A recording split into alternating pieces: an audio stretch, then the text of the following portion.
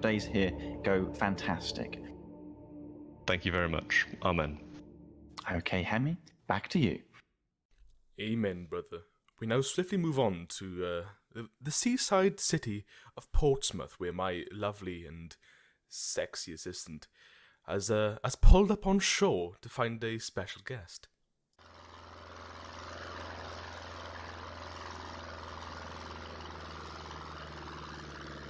Yes, thank you very much, Hemi. I'm actually down here in Portsmouth. I found a very special guest on this fine sunny day, believe it or not, and it's, of course, from the British team, currently sat up in what most people call heaven and what we commonly call the winners' final of EURC. It's Ryko of the Portsmouth Paladins. How are you doing on this fine day? You're looking fantastic. And how has this split been for you, playing in both NSE and EURC?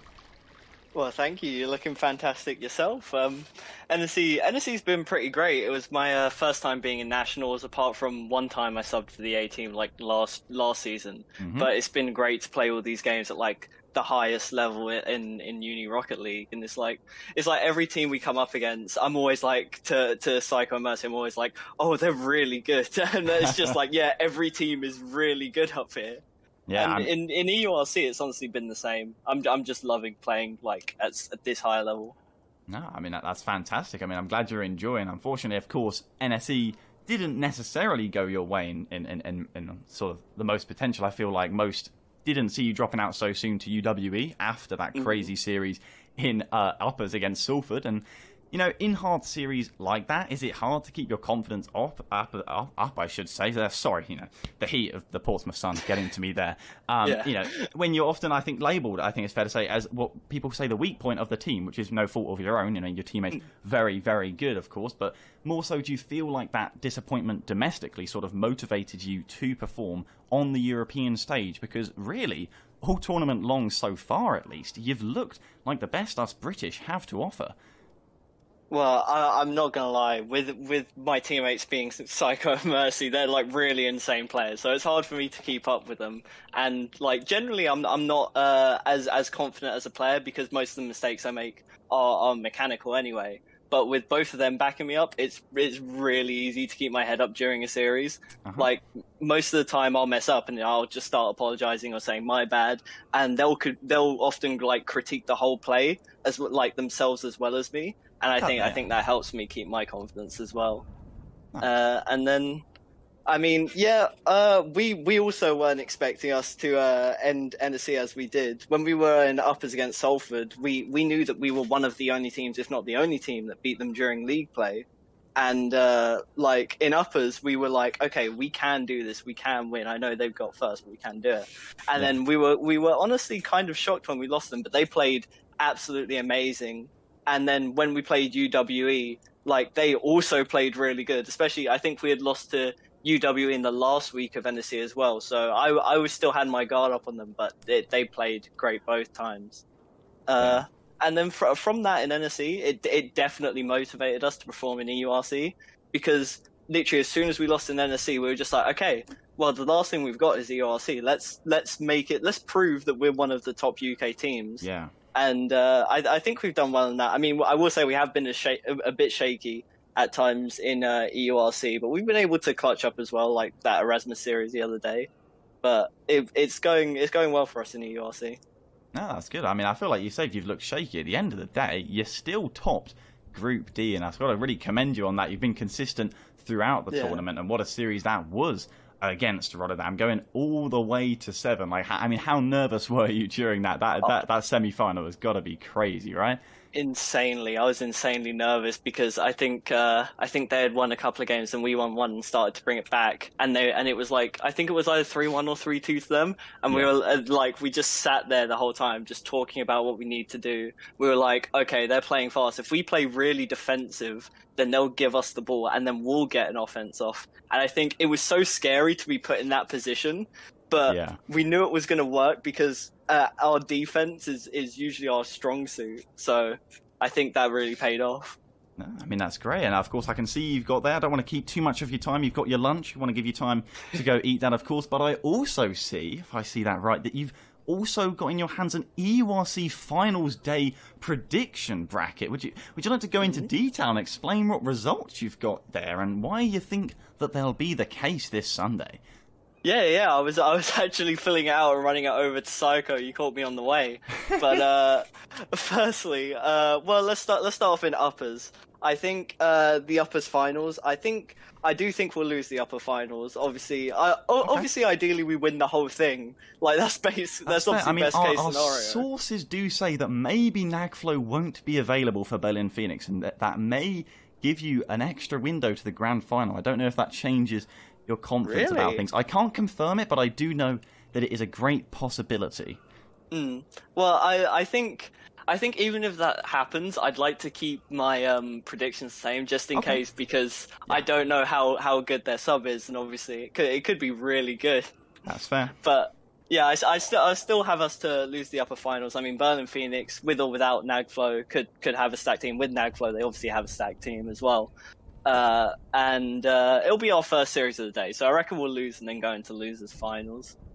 And then from there in lowers, it's really tough predicting this lower bracket. It looks so scary. Like there are so many good teams and so many teams that I personally just want to make it through. They're all in losers. Like Berlin Basilisk, they were in our group. I really like their team, Moki and Yato as well. Yeah. Bournemouth, we haven't actually played them much this season, but I love them as a team as well. I think they play really well. Salford as well, same. And Erasmus, obviously that close series the other day. I think anyone can take it. But I predicted Bournemouth to be over the Basilisk in Game 7 as well. You've got a lot of Game 7s there. I do. It's so hard. I'm so indecisive when it comes to predicting, so I'm just like, I think they take it, but barely. Yeah. But yeah, I think Bournemouth will take it over the Basilisk, and I think Erasmus will beat Salford. I mean, I know Salford came first in NC, like in the table of league play, but I think Erasmus, just the way they played against us, I think it will work well against Salford, even though like they are very consistent. Okay, no, I respect that. That's fair. And you've got the Battle of the South in the lower finals there. You say you don't get to play Bournemouth often. You say you'd like to get that rematch then? Of course, that would be 2 out of the top 3 being from the UK. Yeah, I think the Bournemouth Erasmus series will be especially one to watch. I think that will be a very exciting series. But I think Bournemouth will take it, and then the Battle of the South in the losers finals. I think I really wanted. I think I speak for Psycho and Mercy when I say this, but we really wanted to play Bournemouth in uppers, like regardless whether we'd won or lost. Like we were literally all looking forward to that game because we hadn't played them since Society Showdown. And we just really wanted to play. And then on the day when we got the news that they weren't going to be able to play, we were actually obviously we were happy that we went through, but it was kind of like disappointing. Like we were very ready to play, so it was kind of sad. But I think that'll be a really fun match to play and a fun match to watch as well. Obviously, put it as Game 7 because all the Game it's 7. going to be close. And the grand final as well. You've got a full roster Berlin Phoenix that you're going to force to Game 7. Is that just for the standard across the board, all Game 7s, or do you think you're sort of getting really hopeful with that one? I think with that one, I am getting hopeful, but obviously not too hopeful because if I really wanted to, I could put us to win a grand final reset. But I'd like to see us, if they are full roster, I'd like to see us put up a fight in either winners finals or grand finals. Okay, I mean that's fair enough. I am getting word from our host Hemi that maybe the COVID police are realising that I'm breaking restrictions by being here in Portsmouth, TJ, so I'm going to have to run back to the studio. Thank you very much for this interview, and of course, I wish you the best of luck on Sunday. Thank you, have fun. Thank you very much. I'm on my bike.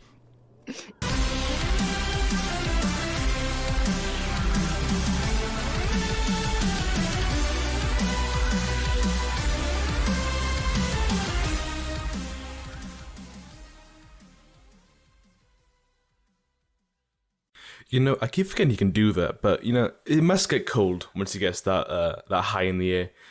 Speaking of high in the air and cold, we now move to Salford, where I believe Galactos found a secret nuclear bunker inside a special guest. Thank you very much, Hemi. Yes, I now find myself. I'm not entirely sure where, but I think I'm in a bunker in Salford. Yes, this has to be Salford, where I've been told that the best stream producer in Rocket League is in hiding, and I'm also told he's an avid member and fan of Salford University, a fan, of course, of the Salford Lions. And here he is. How are you doing, Kizza? How long have you lived down here in this Salford bunker? And have you emotionally recovered from Salford losing in the grand finals of both UK Championships, NSE and Newell? Well, the thing is, there is probably a bounty out for my head due to these losses, hence why the bunker. So down here, it's very safe, it's very cozy. Internet could be better, but still, it's good enough for streaming. It's a stable connection. But yeah, as for the lads, they've definitely recovered. I don't think it actually hurt them as much as people are making it out to be, as I think with Aaron's interview when he was in EURC being interviewed naturally, he did point out that we didn't really take them probably as serious as we should have. Like, Newell more than NSC. NSC was more of a case of we weren't playing at our best. Bournemouth were 100% playing the best we've ever seen them play. So naturally we got slapped around a bit there. But as for Newell, we definitely should have done a lot better there. I'm probably going to throw a bit of shade towards him, but Aaron, I do think, gave up partway through as he did start to mess around. As I was watching from my production bunker, as it just didn't feel the same sort of game after I think about game 3 where where Loughborough started to come back quite strong. So, hopefully that mentality doesn't appear this time round, as Aaron is in fact stepping in for Arton. Yes. It seems like an almost permanent move for EURC. Aaron really showing up here in EURC playoffs. Very much so. It does feel like he is, I don't want to say slept upon. People know he's a good player, but because people have seen Jiggy, Arton, and Camo as a trio do so well in NSC, that when Aaron comes in, it's kind of, the synergy might be thrown off a bit, all that sort of thing. But it feels like people have forgotten that Camo and Aaron have played a lot before that. Like, they had an entire year where they played together and they did really, really well. They made third in a previous season with who was it? I'm remembering names. Rosters have been. Yeah. We've had many. It's okay. I was curious what it's like producing competitions such as NSC and EURC, and are you looking forward to producing on Grand Finals Sunday? And just in general, how stressful is it watching Salford while producing, given that they were, unfortunate to start in lower bracket following their 5-2 record in groups, but now they're on a 4-series win streak in the lower bracket. So for a start, when it comes to coming from production, yes, I am massively looking forward to doing EURC this Sunday. When it comes to producing Salford, it's different to watching anything else, because when you watch, it's just like watching RLCS.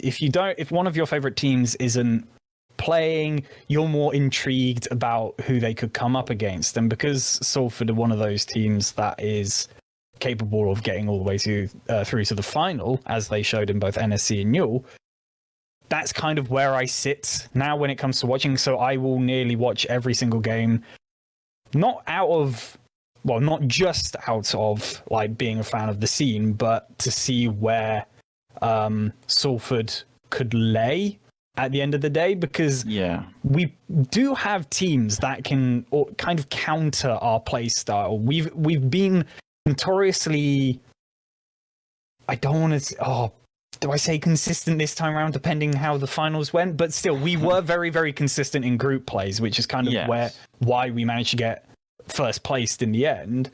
It's just, again, when it comes to needing to show up at the end of the day, I don't think we take it seriously enough, which when watching them play from my production end, it's nerve-wracking. It's a very nervous bunker. Oh yes, it becomes a very, very sweaty bunker because I'm watching them start off playing very well, like throwing back to when we got reverse swept by Loughborough. I was producing that. I was so hyped. Like, we got to game 4 and I was there like, oh, we have such a good chance of going to the finals, LAN finals, when LANs were a thing.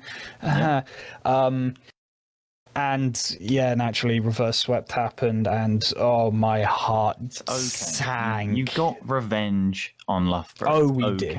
And I mean, in terms of Salford's season this time around, to be fair, I think it's been their best so far to date, despite those grand final results domestically. Do you feel like the players themselves will judge it, the season to be a success or not, based on how well they do on this EURC Championship Sunday? And on that note, what other teams do you think might have overperformed and even ones, say, underperformed?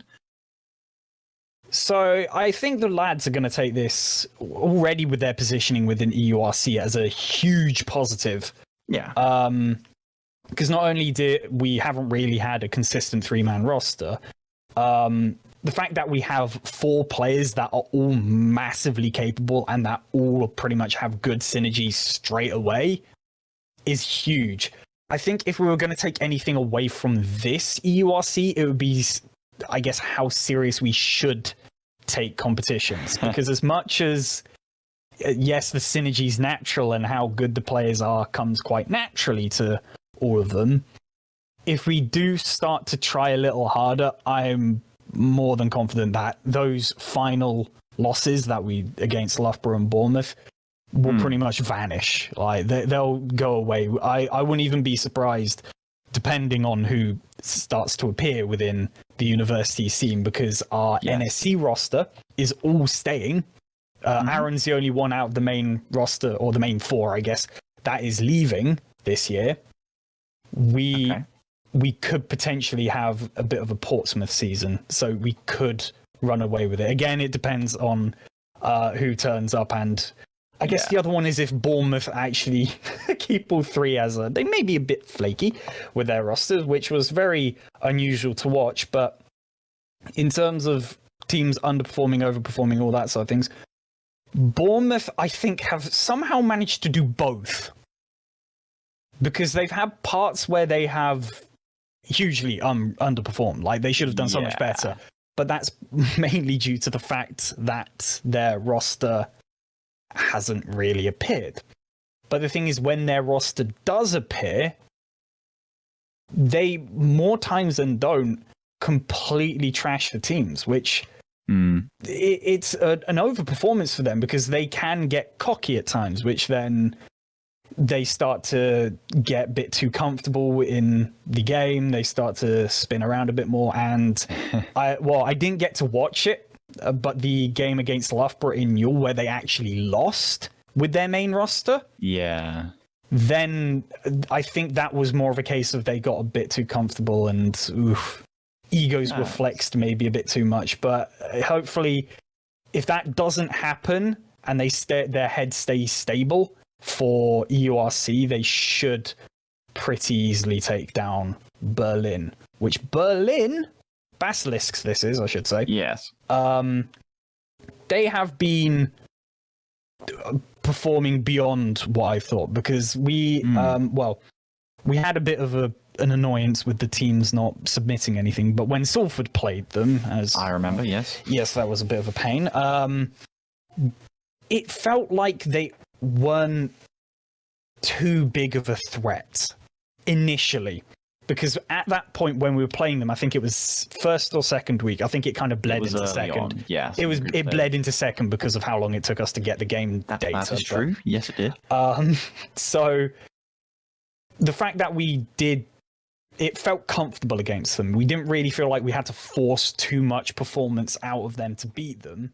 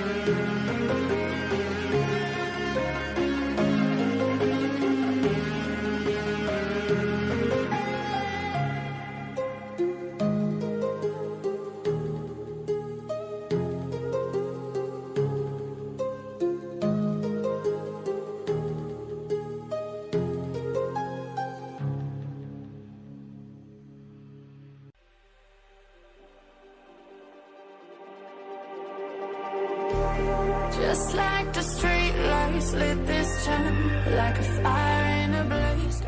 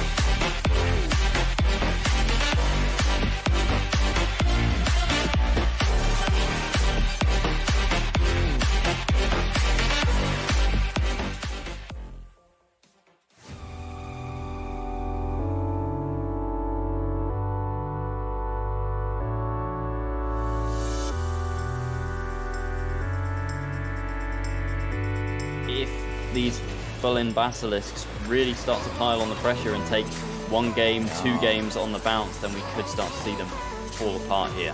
Yeah, Berlin have really had a good flurry of offense here, and a beautiful passing play to top it off. This was just beautiful. It's actually like a birthday cake. You go up, you got the dough, you've got Yatta with the icing, and then the cherry on top from Moki. It's beautiful. Still leading the clip of the day compilation for me at the minute. Yato had all the answers. Sherman looking for something else spectacular. He might just get it. What a play! Fakes the high air dribble, looks for the backboard. Berlin Phoenix try the backboard, and it's already too late. Look at that, he slows it down beautifully, and Tigray can't get back before it comes. Quint's got to be careful here. Yato looking to capitalise on this, and he could. There's the flip reset, there's the shot. He's dished it off the crossbar. The Basilisk showing that they're not just here for fun. What an absolute screamer from Yato. Hit it so hard that he had to get it again, otherwise I'm not sure that would have gone in. Save coming out of Honours. K3 going to force another, this one out of Will. Time constant though, an unfortunate whiff. Bournemouth could look to punish. Cloud is on the end of the infield. Oh my goodness gracious me! What the... what? He's just done a chaussette, but into his own net. Oh my goodness, I don't even know. He was required, and Will likewise on that backboard, finding Honours so well. Oh, it's absolutely beautiful from Bournemouth. It doesn't even touch the ground. Will over to Honours, and Cloud just doinking, standing stationary to finish it off. For game 5, we would say this one looks comfortably in the bag right now. As Honours, he's looking for the flip reset goal, and oh my goodness, is he going to find it? Bournemouth are just whipping out highlight reel plays left, right, and centre. Yeah, Bournemouth very addicted to scoring right now.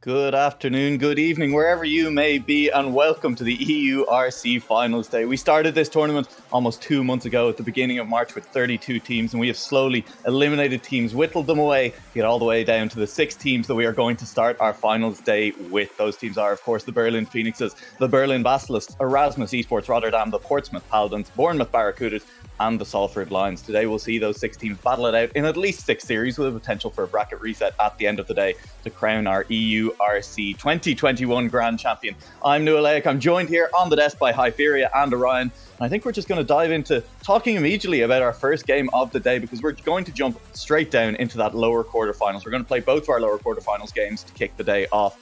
And that means we're starting with the Berlin Basilisk versus the Bournemouth Barracudas. Of course, a little bit of sad news for the Bournemouth Barracudas is they haven't lost a series yet in this tournament with their main roster, but Orion, they're coming in today with a substitution. It won't be that main roster showing up here in this lower quarter.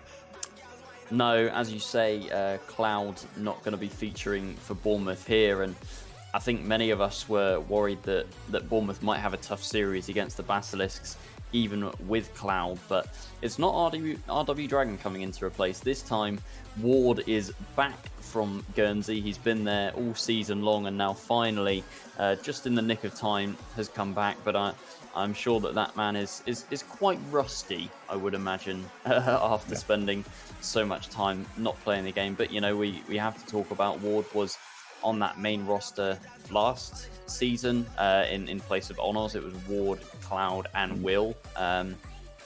So yeah, he's been 2K MMR. He knows the game inside out, and he's definitely a very capable player in that regard. But yeah, as I say, spending a couple of months away from the game and having to come back, it does take a little bit of relearning. It definitely does, and I think we've all been there. I had to do that little bit of relearning along the way. But with that said, we're saying that main roster never even lost a series, but that's not to say they didn't get challenged. I mean, they did drop down into that lower bracket as a result of missing a couple of players, having to forfeit a series against the Portsmouth Paladins. And once they got down there, they were challenged by Tilburg United. They were challenged by FHDW Esports. Those series went to 7 games and 6 games. And I think Basilisk Berlin is an opponent that's definitely going to look to challenge them this evening, Hyperia.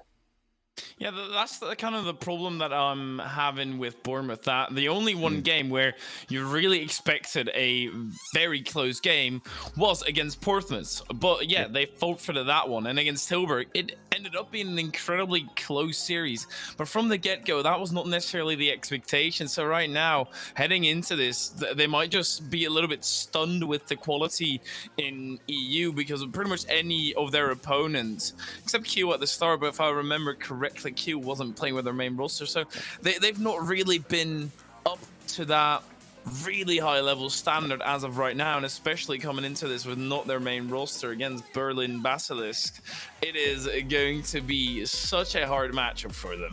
It's going to be very difficult for Bournemouth this evening. I think we were kind of talking about it beforehand, and a lot of us expected, even if Bournemouth had shown up with their main roster, this could well have been that first series that they lost. And I think to do that, to understand why we were maybe thinking that, we're going to have to look a bit more closely at these Berlin Basilisks.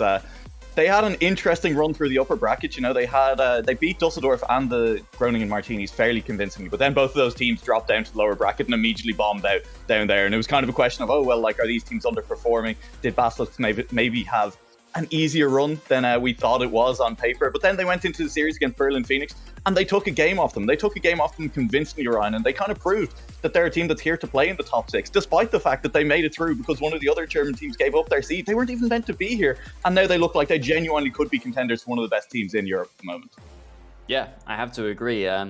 Taking a game off Berlin Phoenix on merit, that was a game I was casting alongside Achinal, and we were very surprised by them. They I hadn't really seen a lot of them. They were just kind of in my mind in the back of my mind as the Berlin kind of B team, the second Berlin Phoenix. Team, exactly, yeah. And I mean, the scoreline still showed that, but what it also showed is that these two Berlin teams might actually be, 1 and 2 in the tournament, because they really did put on a showing against a team which has looked absolutely dominant so far in Berlin Phoenix, who we saw right at the beginning of the tournament. It was one of the first series in the tournament where they took on Kiel, who I believe had their full roster and was still in good form at that point.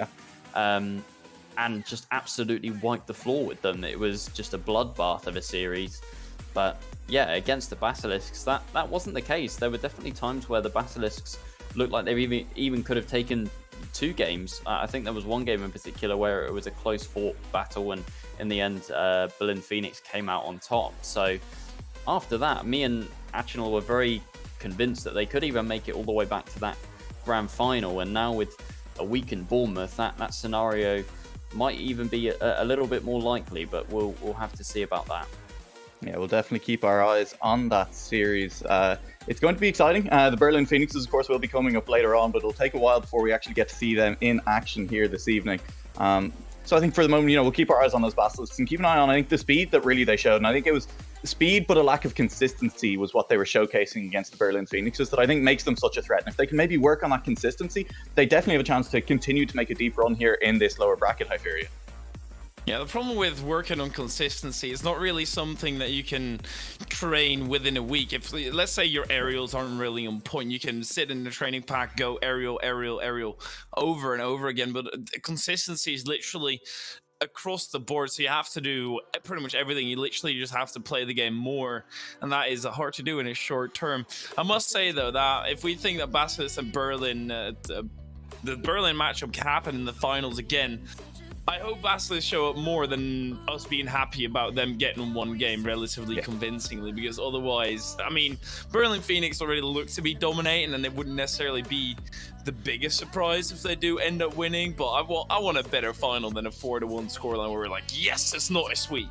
Yeah, we are going to spoil our later upper final a little bit and point out that Nagflow may not actually make it in time for that upper final. So Berlin Phoenix will not be playing with one of their ORLRS players. And I think the player they have replacing him, High Roll, still a GC3, still very good, but GC3 isn't ORLRS. So something to keep an eye on, something, maybe don't turn off your monitors when the Berlin Phoenix match shows up. It might not just be an easy 4-0, 4-1 for Berlin Phoenixes later. But with that, we're going to keep our eyes focused on this series because it is time to move into predictions. And we're going to start off with Orion. When it comes to this match, right here, right now, between Bournemouth and Basilisk Berlin, who do you think is going to take it?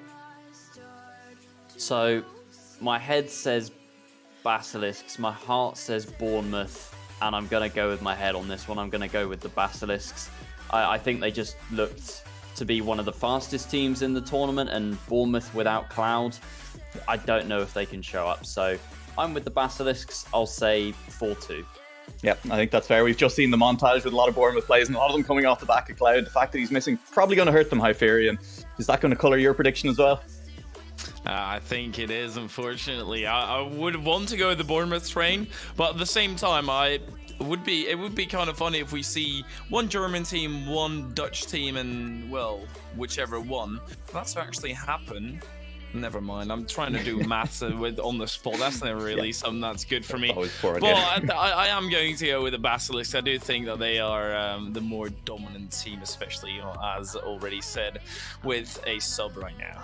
Yeah, and I think I'm going to join both my analysts and I'm going to make it a 3-0 on the desk for the Basilisks Berlin. I think they come in hot. They come in with confidence. They were happy that their win over the Berlin Phoenixes wasn't a fluke, as we heard on the University Rocket Tier Championship podcast. And with that, I'm actually just going to leave the two of you to take our series away, and good luck with the cast. Good luck to all our teams, and I'm excited for this first game of Championship Sunday. Yes, sir. Yes, sir. I am incredibly excited as well. And while we're on the desk, you still have to bear with us the entire series, me and Orion.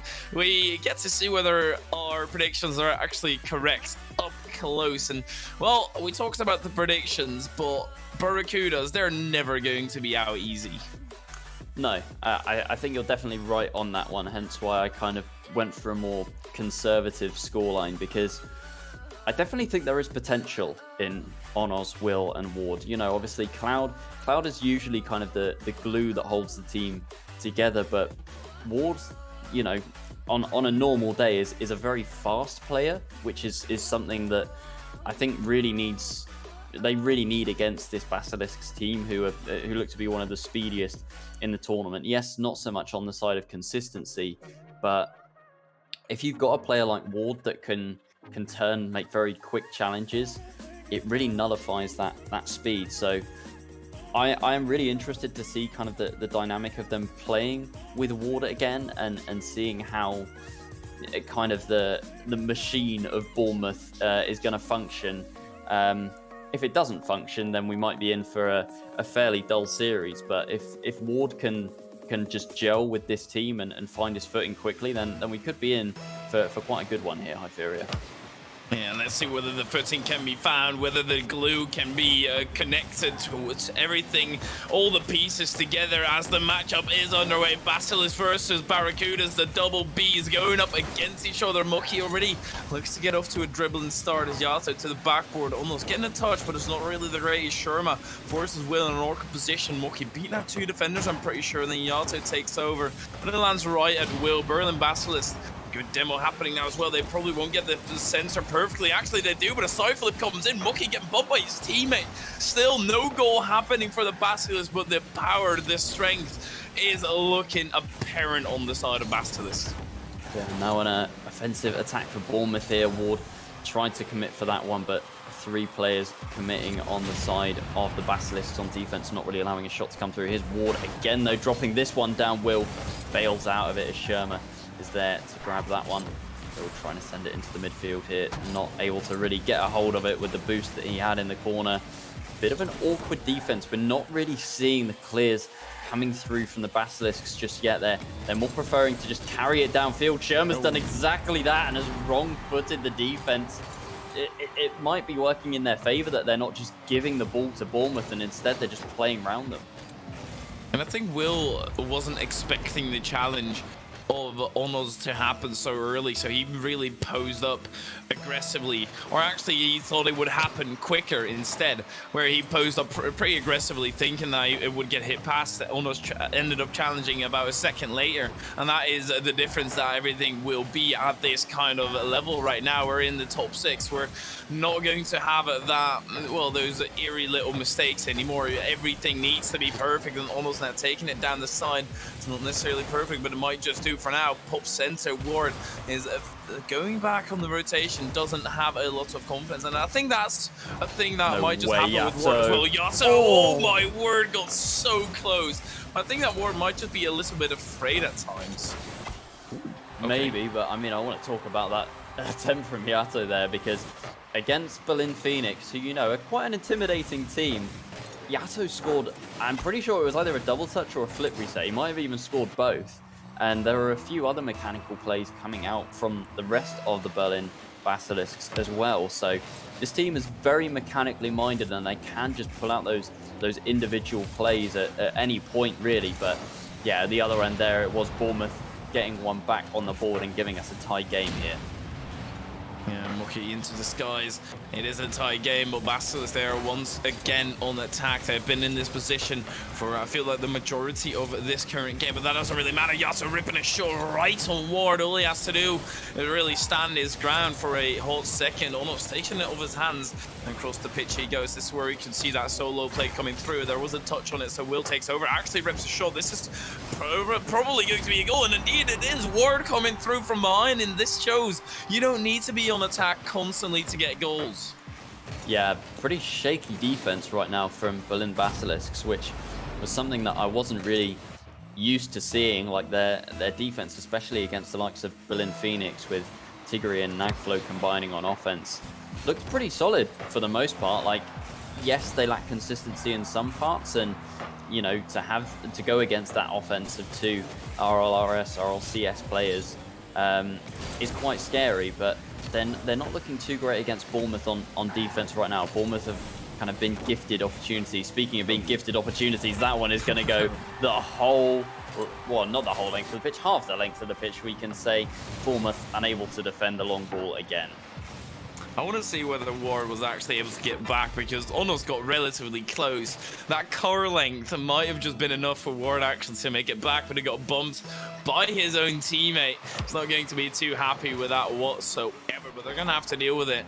And Berlin Basilisk, they managed to tie it up after being under pressure for a little bit from Barracudas. Now Barracudas once again, Onos, I criticized them in the earlier matches where I felt like he was going for mechanics a little bit too much, and then he wasn't really toning it down. He wasn't really picking his moments. And I'm genuinely curious whether he might just be able to tone it down a little bit here. I think that was Onos jumping for it so valiantly, and indeed he was.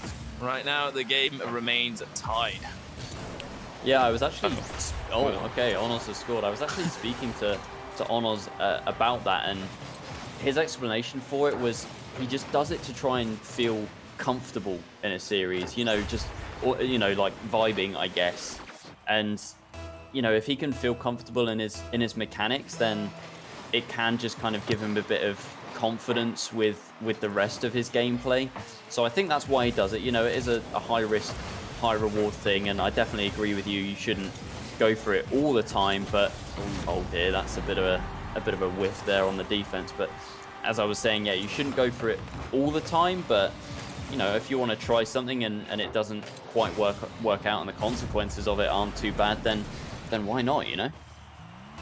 Yeah, sometimes that is exactly what you need. I think you can go two ways when you're not feeling too confident. You can really try and take it back for rotation to make sure your teammates do most of the work, or you can say, nah, I'm going full monkey mode. I'm just not going to think anymore, or at least, well, to a certain extent. I feel like in this matchup, it has been a bit messy in defense from both teams and making mistakes and landing weird goals every single time. Onos might just have a free shot, but right now, that could have been one for sure. The dish also not going in. That is a opportunity for Bournemouth. Barracudas squander. They have another one. Mucky gets in the way of it. Barracudas, can they finesse this pressure? Can they continue it? It seems like to be the case, but Basilisk managed to hold on. Yeah, I definitely agree with your point that the defense on both sides seems to be a little bit haphazard at the moment. This one might be another free goal if Sherman can sink it in. Can't quite get there. 50-50 is going to remain in the Bournemouth half for the time being. Ward trying to get to it is Yatta though. Can he get a flip reset off this? Goes for the air dribble, finds Mocky, but immediately blocked out by Will into golden goal territory now. 3 goals scored by either team. Ward has sent this one forwards. Mocky, 100 boost, should be able to deal with this off his own backboard. Might not be able to get back to this though. Can 50-50 from Ward, not great. Will, he puts that into the midfield, but Onos, it's off the crossbar. Don't think the net was quite open, but a golden opportunity for Bournemouth there. Not taken by Onos. It's still 0 seconds in that shot, even weaker than the last. And Bournemouth, they really could have snatched it away from the Basilisks there. Yeah, they're not going to be happy about that on the side of Bournemouth, but they might still be able to close this one out in overtime. They do have control. Ward off the ceiling he goes. Should be Mucky in defense. Indeed it is. It picks up 100 pad, but they first need to fend off this attack. Almost whips its sensor. Nobody there to take control except Sherma, who's obviously going to go the other way. Gets sensor once again. Ward looks for that pass. That might be a little bit unfortunate since they just gave away possession. Yato should be able to get the second touch, whips it up once again. Onos takes control to the backboard, but Sherma gets in the way there as well. Basilisk, they're managing to hold on defense, but boy would they like to break out, and they finally somewhat do with a massive booming clear.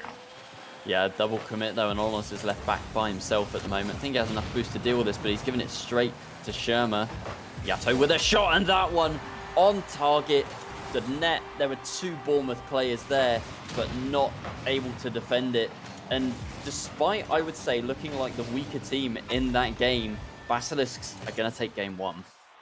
I feel like it was quite a divisive game where Berlin Basilisk for the first minute or so were stronger, and then for the rest of the series it was kind of Barracudas, and then now in this overtime, those final 10 seconds was Basilisk again. But that is what Rocket League is. You really have up and downs in a game itself, but Basilisk, they do end up taking the victory. Get a game on the board already. Yeah, one thing I am glad about though is this series does seem to be a much closer affair. Like the Basilisks we're seeing now don't look nearly as confident as they did against Berlin Phoenix. Or nearly as competent either. Potentially it could be, you know, there was no pressure on them in that series. No one was expecting them to win. They had absolutely, no pressure on their shoulders going into that match. They could just vibe and do what they wanted with it, and they did exactly that. But now in this lower bracket, you know, you lose here, you go home. That is the end of your EURC run. So potentially feeling the heat a little bit more. I'll tell you someone that isn't though, Yato, going for those mechanical plays, absolute ice in his veins as he goes for those. But Bournemouth, they definitely look to be making more of a contest of it than I was expecting at least. Yeah, I feel like this is kind of a series where the first one to find consistency, because there were quite a few goals, just the silly ones, in the previous game. The first one to find that consistency and prevent those from happening will have a massive advantage, and you really have to turn up the boosters at that point. Ward also turning up the boosters to prevent a goal from happening here. This does get outpaced by Sherman in the end, and a little bit of a cheeky time going, oh my word, Will looking for the angle. Mucky gets in the way. Good positioning near the wall, otherwise that might have just been a goal. It seems as if Basilisk will be able to fend off this attack with a Bournemouth Barracudas team block, I'm pretty sure. Yeah, I think Ward just finding himself in the way of that one. And I mean, in this game in context, I think is very crucial from more of like a psychological standpoint. I think if Bournemouth lose this one, then the heads might start to go a little bit. I think if they can tie up the series and think, you know, well, if we can take a game, we can take the series, then at this stage, you know, instead of going 2-0 down, being one game or one series point apiece, will really benefit Bournemouth here. And I think maybe if they take a game, they could try and go the distance in the series, like game 7. But yeah, if they lose it, I do start to worry for them. But they're looking as good as they were last game in this one. No early goals coming through just yet. We're almost at half time and still no one to break the deadlock just yet. But I would say Basilisks, they probably had the better of the offense so far. Ooh, my word, as it lands right in front of the goal, they do not manage to capitalize. And Ward taking it past one, almost taking it past Yato as well. Now Sherma's the only one back. That doesn't really matter. If Onos misses the ball completely, then Will rips one completely off the ball as well. Yato also finds himself in a 1v1 position, cuts it past Onos, or at least try to, and Onos got a touch off to the backboard. Sherma goes. Will sends it for Ward. That's maybe a solo play. No, Ward misses the ball completely, and that consistency on either side. Yaso, surely that should have been a goal right now. Both teams making mistakes. One in the accuracy and one, well, also in the accuracy, just hitting the ball in general. It's still a deadlock right now.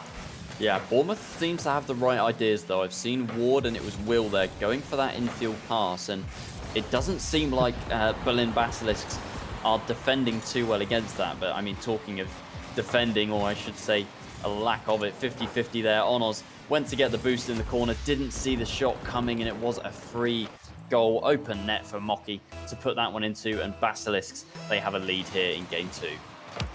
Basilisk once again take the lead after, I'd say, pretty much of a coin toss series. And that is exactly what it is, what you're supposed to be expecting. Sherma with 6 boost. We're not going to be expecting a lot. Maybe with 100 boost pickup, misses the ball completely, but that actually opens up an opportunity for Moki Yasso now. It's a triple commit, absolute chaos on the side of Bournemouth. They do manage to break out from the back of a good 50. Yasso should be able to whip it back in, and he gets past Ward. Sherma sends it on target. It's going to be a pretty easy clear out for Will, though. Berlin Basilisk, now that they found the goal, they are looking to go at it with full power now. Yeah, and Bournemouth defense is starting to crumble. We saw double commits, even a triple commit there, and it does seem like the communication isn't quite there. Bit of a miscommunication there from Ward as he's rotating near post as Onos was trying to come to meet him there. Not really getting that ball clear, definitely giving Berlin Basilisks time on defense to kind of compose themselves, and the attacks are quite direct and predictable as well. I think they need to try and mix it up, or either just look for each other with those fast passes, because right now there's just a lot of loose balls that the Berlin Basilisks are able to challenge. Yeah, exactly. Throwing the ball across the pitch, it might feel safe, but you don't really gain anything from it in attack. So you really need to be calculated. That is remotely calculated, but Yaso gets in the way of a tiny little passing play. There should be a second touch out of Yaso. He then gets taken out of the skies completely by Will. As long as Will gets it touch on either one there, either ball or player, that is all that he should really do. Will and needs to get an attack going. Barracudas, they find themselves 1 goal down with about 20 seconds remaining. Need to go at a rapid pace. Sherma sends it across the pitch. Ward awkwardly backflipping, I'm pretty sure, in that corner. Almost also not in the most comfortable position. Another goal for Berlin Basilisk lands, and that means another game for them on the board, surely. Yeah, clear there. Was just into no man's land from Onos. I think he had slightly more time, but, you know, being backwards on defense like that and just completely wrong-footed by the direction that the ball came at him, wasn't able to find a teammate, and it was another open net to shoot at for the Basilisks. And it does look like now, barring an absolute miracle, Ward might get one here. No, never mind. I think that is going to be the nail in the coffin, and Basilisks looking to go 2-0 in the series, and they will go 2-0 in the series at this point. Starting to look like Bournemouth are, you know, sliding off a little bit, shall we say. They looked pretty good in game 1, I'd have to say. You know, it was a very close affair, but this time it definitely looked like the Basilisks were on top, although Bournemouth, they were kind of, you know, it felt like Bournemouth beat themselves there, really. Just a few mistakes on defense was all it needed for those 2 goals to go in. So I think if they can communicate better on defense and just try and, you know, sort themselves out a little bit, they might find a bit more success. Yeah, who knows? It has been really close games. Obviously, the final goal at 12 seconds, making a little bit of a disparity between what you expect in the game or what you saw in the end result. 2 goals lead, it seems pretty comfortable. And everyone has scored at 15 seconds or less. You can kind of write that off a little bit in regards to how close the game was. But right now, Barracudas, I think this is the moment where they have to come back. Basilisk, if they get a match point, they might not sweep, but they will at least, I don't think they'll lose anymore, bar an absolute miracle, which do end up happening sometimes. But right now, it is game number 3 underway. Moki has the ceiling reset, gets sent up the pitch to Ward, has to back off now. Sherma backflip, so almost can't keep it in the attack for now. There's no follow-up out of Barracudas, though. Yeah, well, if the last game wasn't a pretty crucial one to win for Bournemouth, then this one definitely is. I cannot see them reverse sweeping this Berlin Basilisks team, to be honest, they're starting to look better and better. You know, they didn't have the consistency. They almost, compared to their performance against Berlin Phoenix, looked half asleep in the first game, and Bournemouth could have capitalized on that, but just didn't. And then, yeah, that second game, it started to seem like Berlin Basilisks were putting their foot down a bit more, and I think we're seeing that again here as Bournemouth starting to look more and more like second best now. Yeah, exactly. Well, this game once again starting off with a deadlock and then a miss coming out from the Bournemouth side. Moki finds himself a free shot, but Ward steadily gets in the way of it. Now the counter-attack coming in by the hands of Ward, sends it towards Will, but then Will misses the ball completely, or it was a fake. I think it was the first one where he just missed it completely. Moki has to scramble a little bit to get it out of defense. Berlin Bastards, they're showing signs of errors right now, but Barracudas are not able to capitalize upon them, and right now you cannot afford that. Even though it is 0-0, Barracudas have to start punishing Bastards for those kind of mistakes. Yeah, and once again, they had the right idea. Onos tries a flip reset. It's just going to go all the way through. Didn't find contact, but, you know, you've got to respect when someone gets their flip back like that. You've just kind of got to wait and let them make the first move, and there, Sherma did exactly that, and by the time Onos had missed that ball, it was too late for him to jump for it. So a bit of fortune going the way of Bournemouth. They are able to get their nose in front first here. Will, can he double the lead here? No, that bounce is not going to favour him. Sherma going to drop this one down to nobody, really. It's bouncing from Onos. Can he get back to this? Oh my goodness, Onos with the recovery there. Fires it up at that curve. Does a 180 drift, backflip, half flip, catches that ball before Moki gets a piece of it. Beautiful control from Onos there. He's definitely starting to feel himself. Yeah, that is exactly why you go with that vibe momentum sometimes, where you're just like, oh, yeah, no, I'll try and do stupid stuff the entire time and a little bit crazy. If it works, it works, and this time it works out, and at a pivotal moment for them as well, putting them 2-0 ahead in this game and giving them a yanker of momentum for sure. Maybe it's enough to actually close this game out as well. Onos now off the backboard once again, gets the dish, or actually Will stole it off of him. I'm not too sure whether Onos would have gotten this.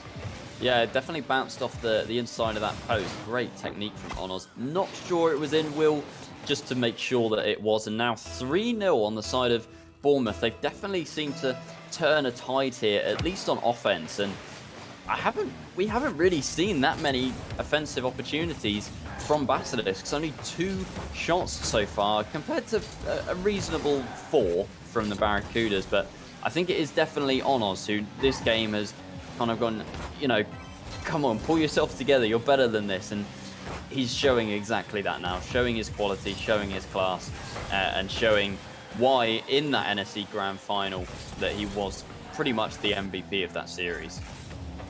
Yeah, exactly, and I already saw, my word, what has just happened?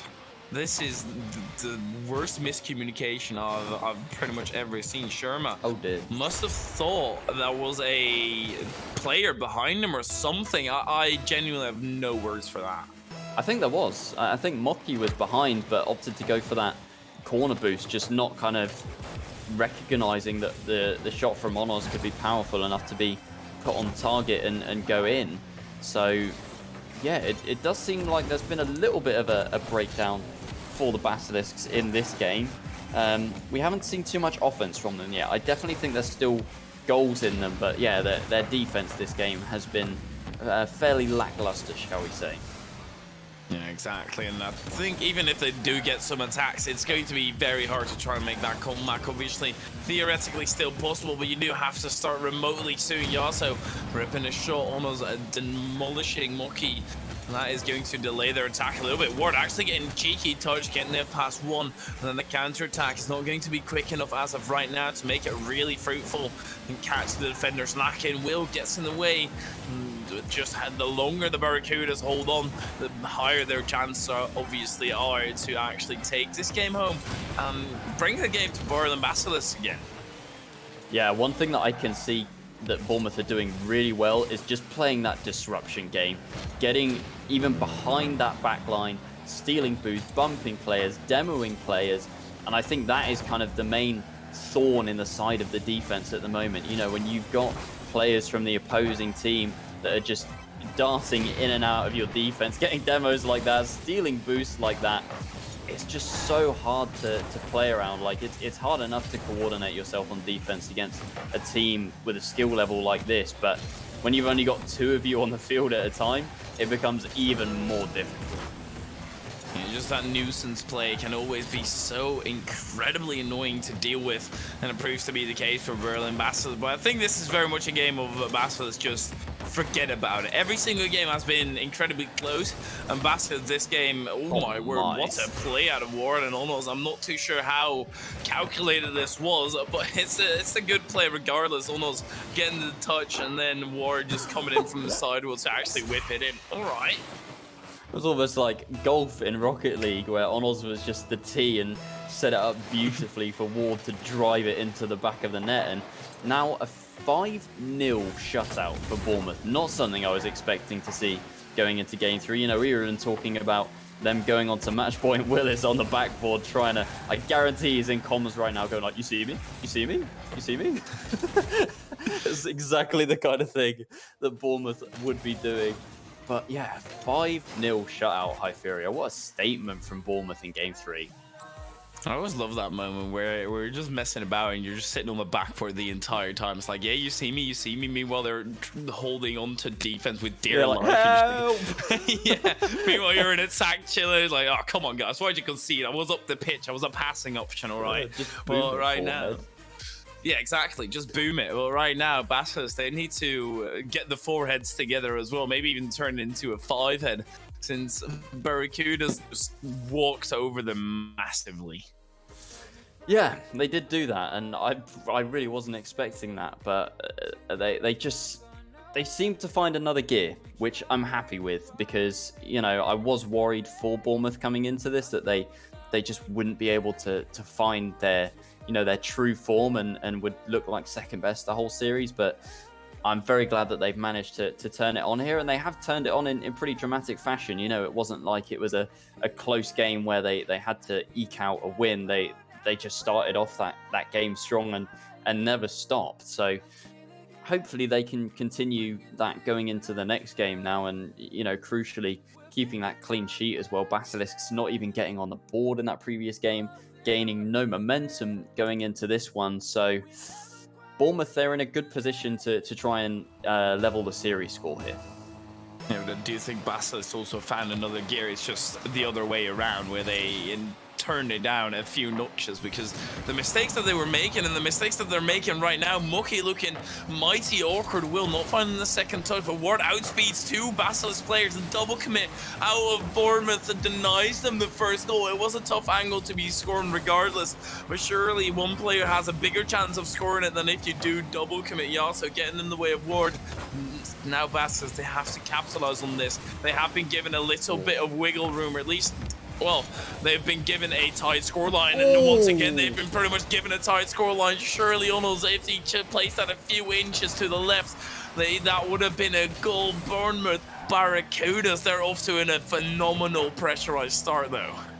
Yeah, great pressure, as you say. Not quite the shooting just yet. It was millimeters away from Onos, though. But Bournemouth, one thing that they're doing well now is they are starting to find each other. Onos being found there in the midfield, and, you know, just kind of the rate at which players on your team can touch the ball and just kind of disrupt the read of the opposing team that's going to be huge for Bournemouth because Basilisks, they're a very fast team.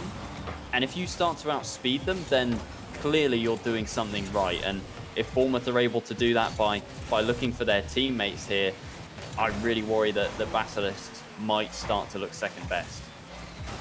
Yeah, and I think that Basilisk are also not really prioritizing that kind of play style. It seems like they're trying to take things a little bit more educated and a little bit less monkey, which might not work out for them perfectly. Sherman are looking for a solo play and does get shut down by Will. Mucky rips it in back once again. Basilisk, they're looking more on point. Good infield pass. Sherman gets denied by Onos, and if the defense stays this great out of the Barracudas, Basilisk are going to have such a difficult time breaking through.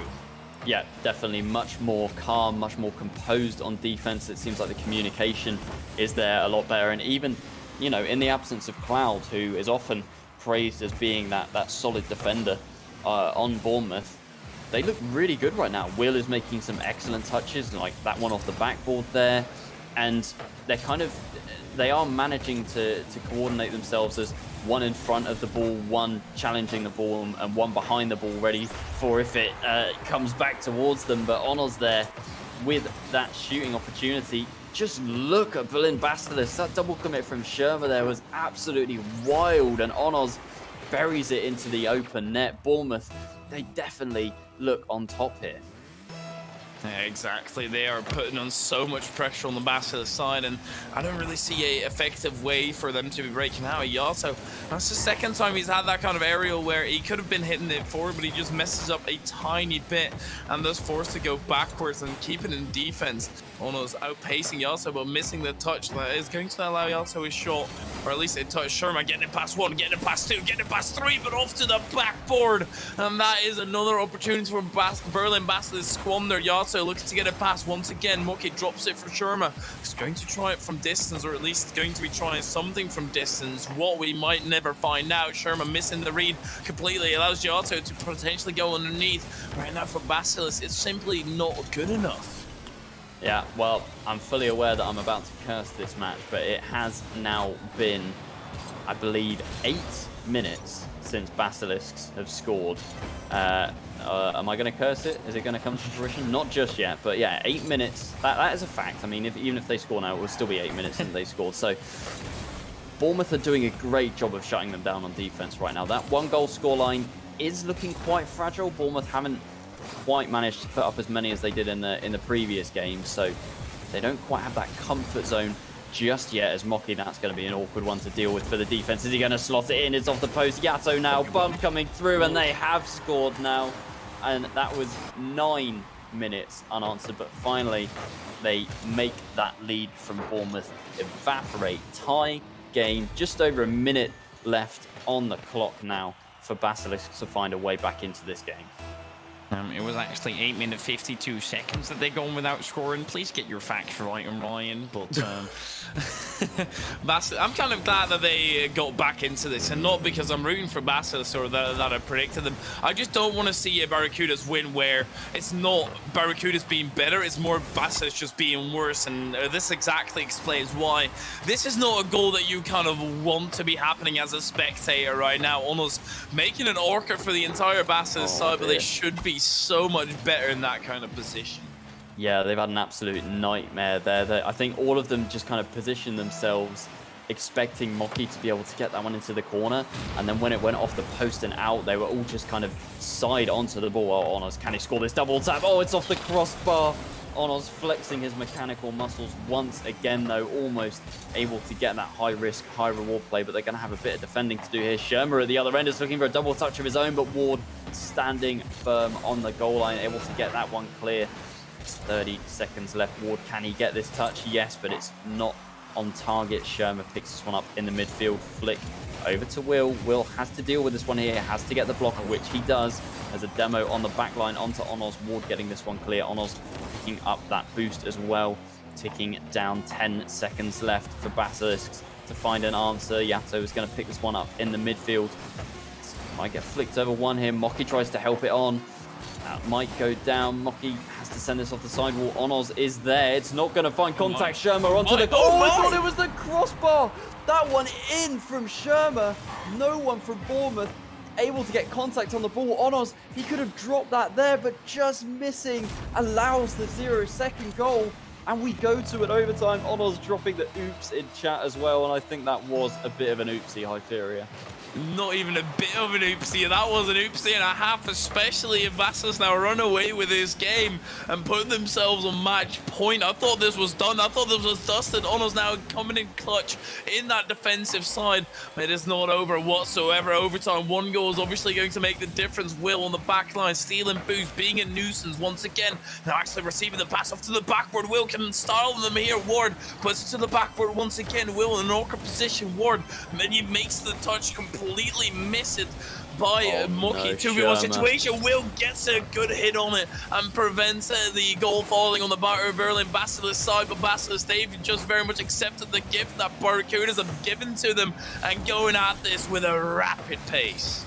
Yeah, Bournemouth are looking shaky now. They look rattled after that 0-second goal, though. Onoz on the crossbar again. I don't know how many times I've said that, you know, I don't want to feel like I'm bashing him, but the shooting hasn't quite been on the form it needs to be. That one has dropped in front of net, and Yato to finish.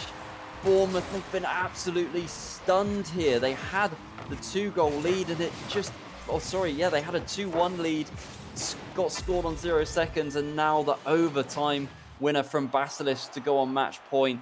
Such a kick in the teeth for Bournemouth, who looked in control. Won the previous game 5-0, and now here we are, 3-1, Basilisk's match point.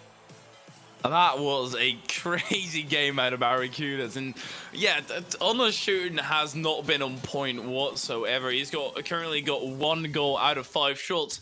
And let's have a look at Shermer. He's got 1 goal out of 7 shots, so it can always be a little bit worse with Ono's. If he perfects his shooting right now, but to be fair, his shots are incredibly hard to pull off, so hitting the crossbar and getting close even is spectacular, but it's just simply not good enough to beat Basilisk right now, and they needed that touch in the corner right now. They're going to be kicking themselves in the teeth because Barracudas are fighting against match points. Not quite the reverse sweep, but Basilisk only need 1 more game.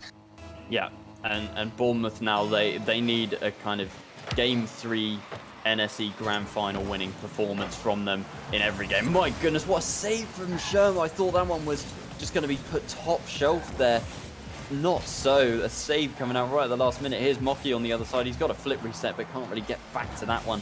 Shermer has sent it the wrong way here. Yato to cut it out. Will not getting the shot off. Able to just carry this one. Almost caught out the defense there. Yato again trying to pick up the pieces. Shermer off to that left-hand side, finds himself with a bit of time here, but has given the ball straight to Will. Can't really deal with it, though. It's Onoz now to try and carry this one clear, and Yato sending it over to that left-hand side towards Shermer. Can't pick this one up, and not really able to get clear and gain control of that midfield at the moment are the Basilisk. Shermer with another goal line save off a pretty weak shot from Will, and it's just going end-to-end right now, but with no real clear-cut chances from either side just yet. Yeah, something that I was messing in with my head every single time. I was thinking Shermer, he sounds familiar. Why does he sound familiar? I realized that I'm just an idiot and I was thinking of shawarma, and that just sounds kind of similar. You're hungry. And a little bit, to be fair, a little bit, but you know, we move. It has nothing to do with the series. This entire statement, I'm not even going anywhere with this Shermer shawarma, but he is going to try a sauce on them. He does not manage to do that. And Basilisk, they seem to be back to old form with this early on deadlock. Yeah, I think that overtime win for sure, you know, is great for their mental game. Although a demolition on the back line, that one was an open net for Ward, and he drops it right in front of net. No real pace on the ball there. Very clear-cut opportunity for Bournemouth, going to go begging. And we saw a 1-goal game in the previous game, so you know, you've got to be taking your chances here because they could come back to haunt you. Yeah, very much could, as this awkward defense out of Barracudas could come back to haunt them. It does get centered almost on the backboard. Not anymore, since he forgot where the goal actually is. Sherma rips a shot. That's going to be Yato saving it out, but then the block on Yato is very good as well to extend it into the attack. The bounce is going to be taken control of by Onos. Will takes over. Yato on the backboard gets a touch. Can he get the second one? No, it's Ward who extends that. Bournemouth, they seem to be in attack more and more, and that is a scary situation for Basilisk. But I think Basilisk, they don't really have to be afraid of that much right now, since they have 3 games in theory to try and figure this Barracuda side out, which should be plenty of time. Yeah, it's still scoreless, as you say, with about half the game gone. So this one, it does seem, is going to be quite closely fought, and Bournemouth, they really need to get on the board first here, because if they go down a goal, then they're going to be, you know, they're on series point, and they're going to have to come back from a deficit. Here's an attack coming out from Yato. Looks for the fake on Onos. Onos manages to get in the way of that shot from Mocky, though, and Bournemouth surviving for the time being, but they need to try and transition onto offense here. Onos charging at this one, not going to find it off Yato. Yato can't get back to this one, though. Very awkward. Will with a shot. It's on target. It's over the top of Sherma. Bournemouth on the board first.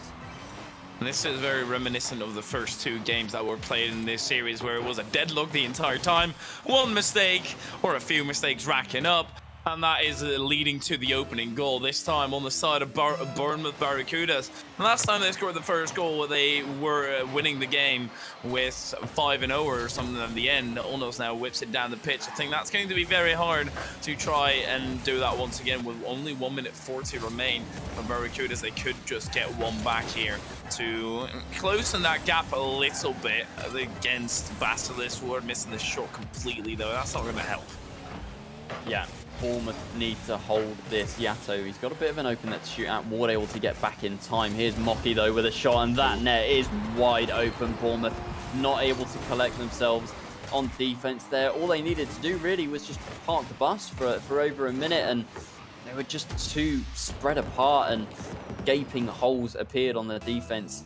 And again, Basilisks, they found a way back. They found an equalizer, and getting further into golden goal territory, a goal from Basilisks here would be absolutely catastrophic for Bournemouth's chances. Yeah, once again, it is a goal purely because of a mistake in the defense. It's just from either side, they're not going to be too happy with the goal that they did let up.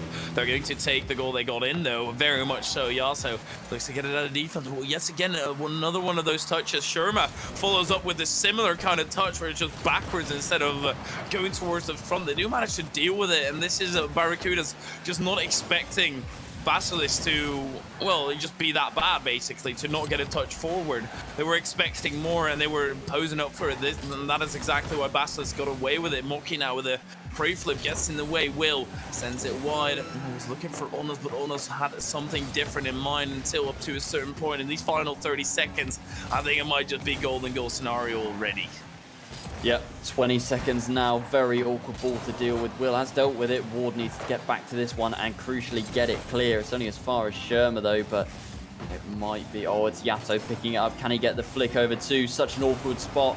Sherma is going to try and drop this one down. Onos not able to deal with it. Ward over towards Will. That is a great booming clear to try and force overtime here, and Yato is going to do exactly that. Another overtime here. This one a lot more closely fought, but if Basilisks score here, it is all over for Bournemouth in the EURC, but that's not going to happen, as 6 seconds in, Will keeps Bournemouth alive here.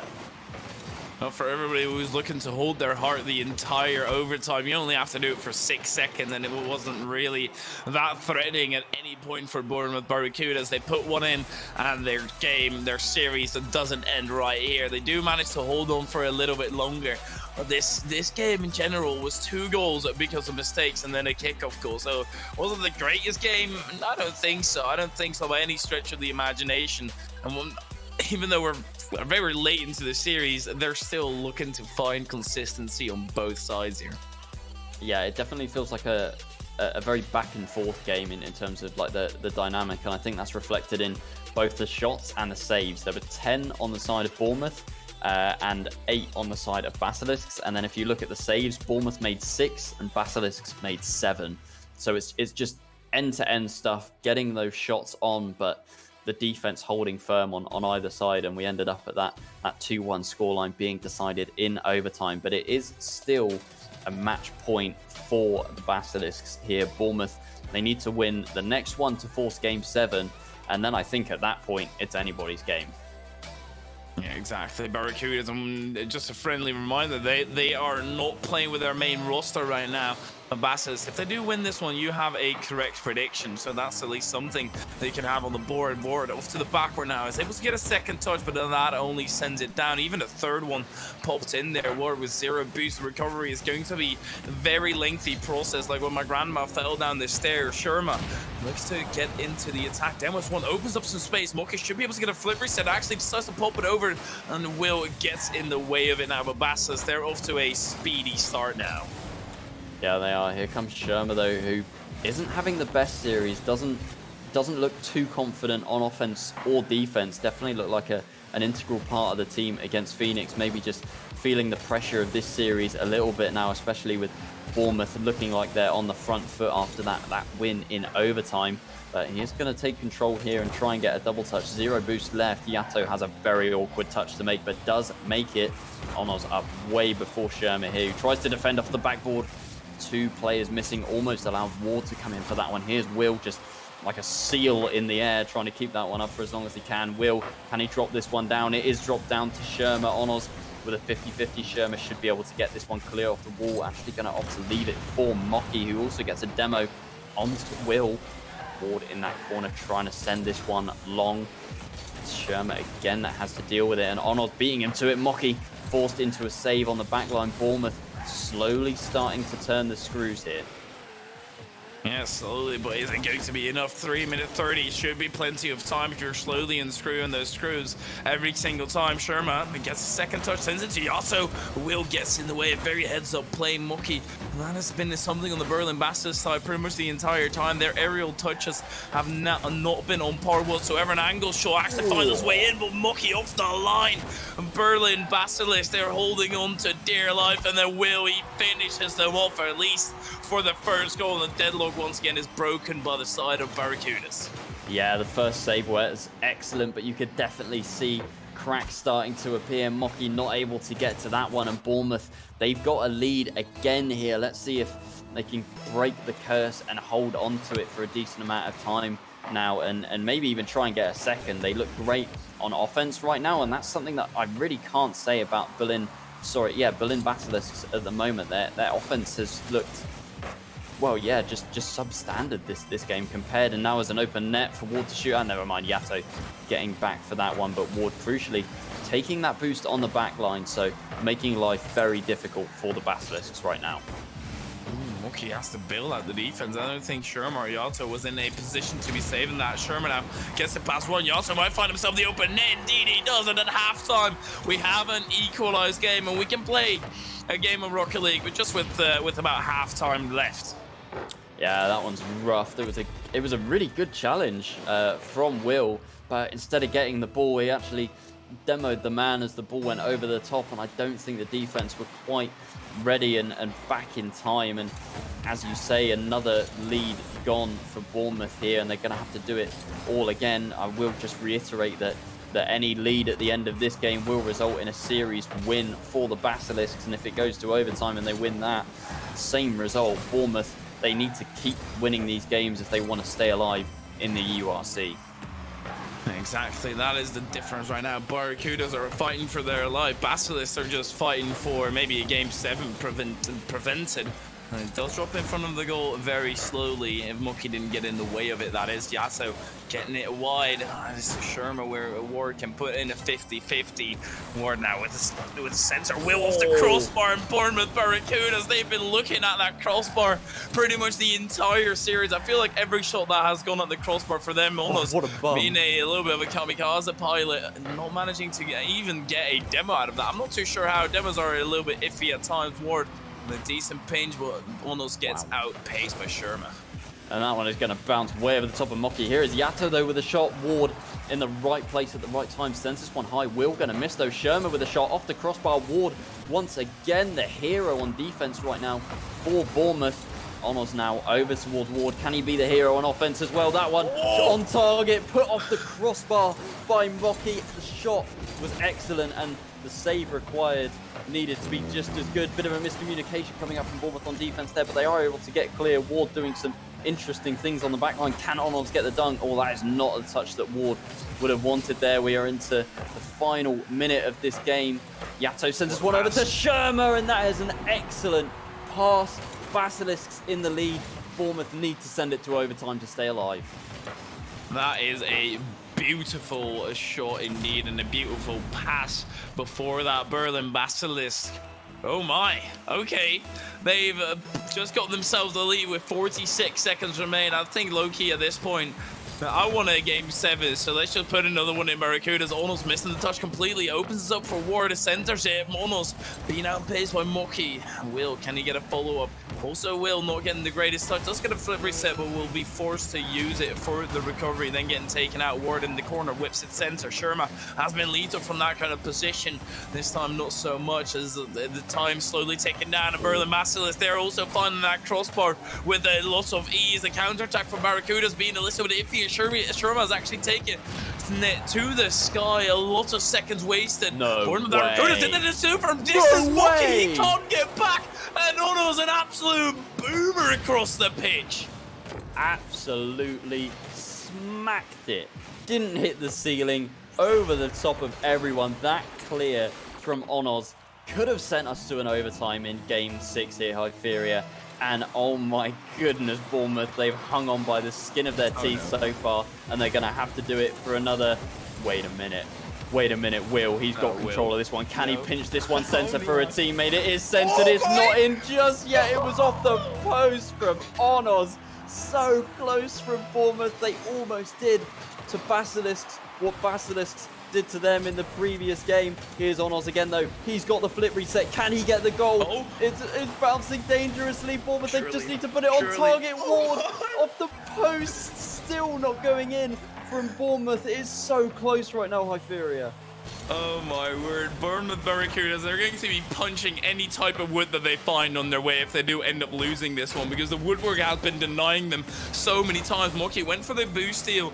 That actually allowed Ward a shot regardless. Almost in the corner. Last time he got an absolute boomer, but this time, well, then Basilisk are a little bit more prepared. Will evading the demo, gets it wide into Onos. Onos centers it. Shermer should be getting to it. Flips out of the way to try and get that boost, but now neither got boost nor ball. Does end up getting boost in the end.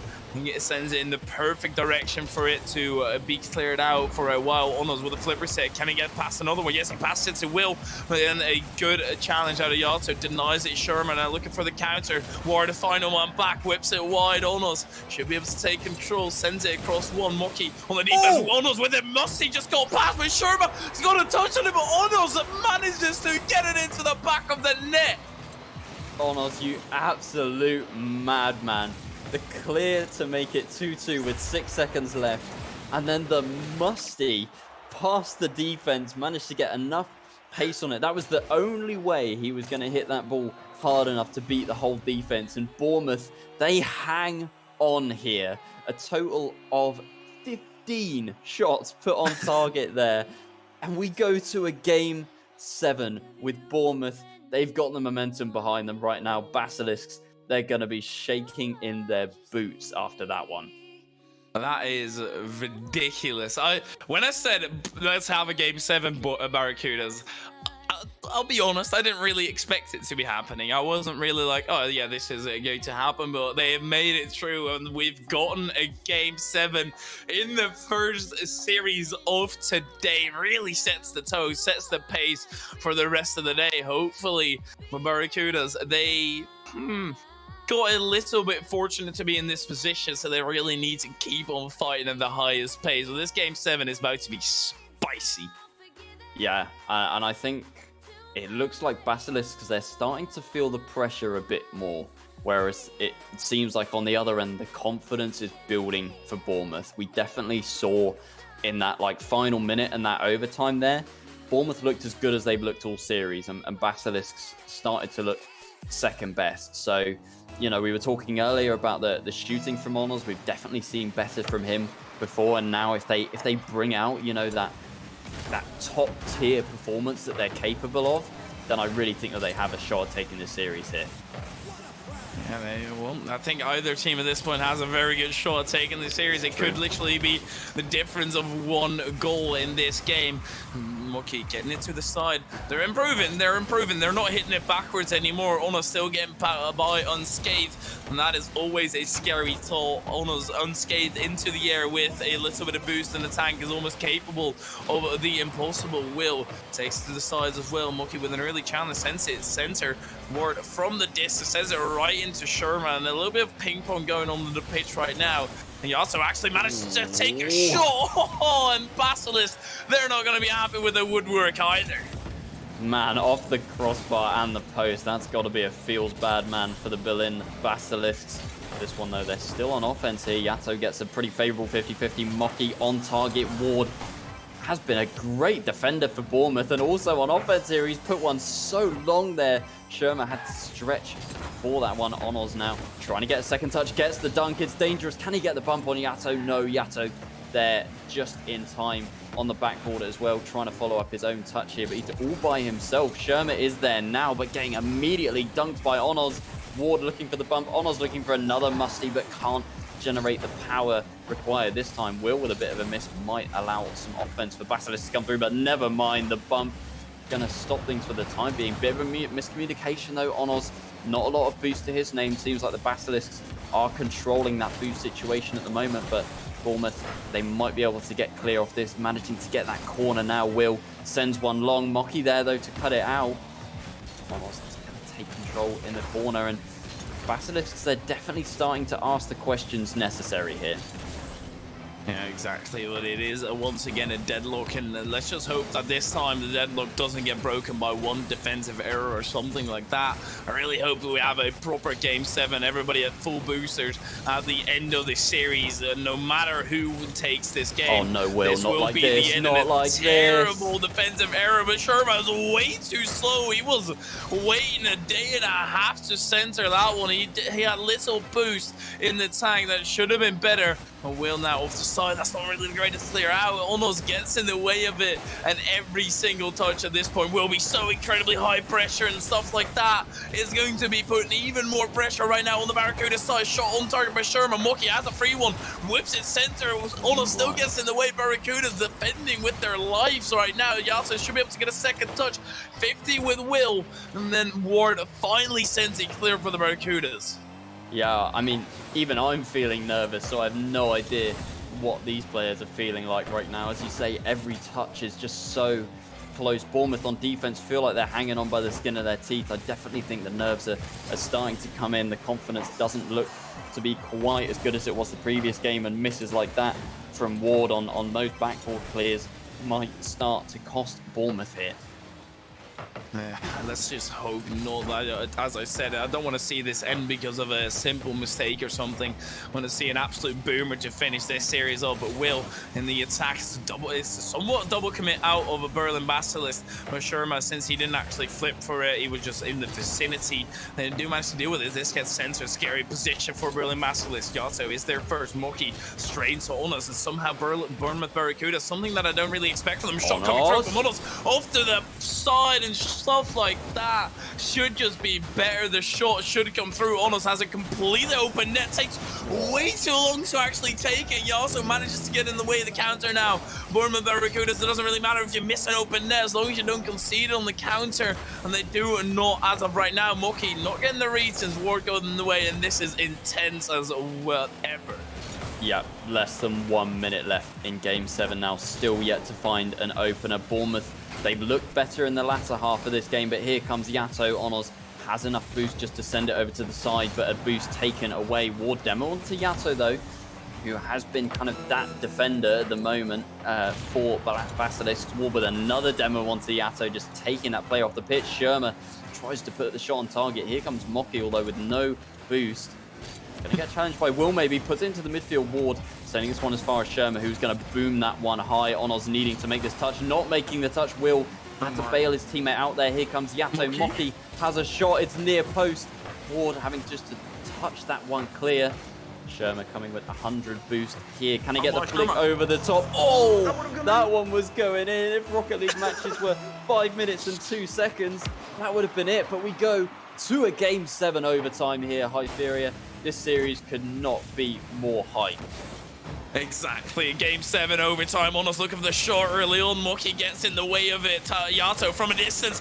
Zero boosted attack. Ward, the substitute, comes in so clutch. Moki and Sherman on Orca rotation, but Ward is also in an Orca position where he has a no boost and is forced to rotate out. It takes the lengthy way around to that 100 pad. But now that 100 pad might just come in handy. He does get a touch, but Yato is the second one to it. Sherman over the shot, and it is Berlin Basilisk who make it through. There is another British team that has just been knocked out, and it is Bournemouth Barracudas. Oh, that overtime Bournemouth, they look so shaky. It was just like the wind got completely knocked out of them. They did so well to make it to that point, but falling at the last hurdle, gotta feel for Bournemouth. They're so sad. They put up such a great fight, and I think, you know, impressed more than a lot of people were expecting them to, so full credit to them. But in the end, it is the team that people thought were going to advance to that lower semi-final. It is the Basilisks winning this series.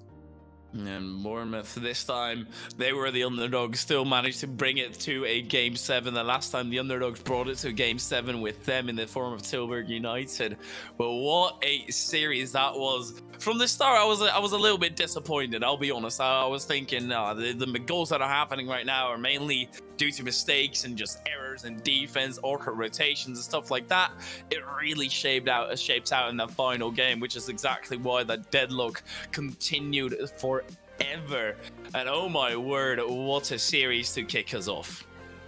Yeah, it really was. And, you know, commiserations to Bournemouth. They've at least got, you know, one trophy under their belts for this season, winning NSE. And, you know, it's a long season, especially if you've gone through the whole of NSE and now you've got to try and finish strong in the EURC. But they have done that as well. You know, a top 6 in EURC is a big result. They've finished in the top 3 English teams. If Salford go out here in our next match against Erasmus, then they'll be on par with them as well. So Bournemouth, they've definitely got a lot to be proud of in this tournament. They have a lot to be proud of in that series as well. I would say that Ward especially had a really good series, despite me and I'm sure quite a lot of other people doubting him. But yeah, his performance was definitely up to standard there. And honestly, I would say that I would have expected to see the same result in that series of maybe a 4-3, maybe a 4-2, even if Cloud had been playing. So huge props to Ward for stepping in and stepping up in that series, but obviously not quite able to go the full distance.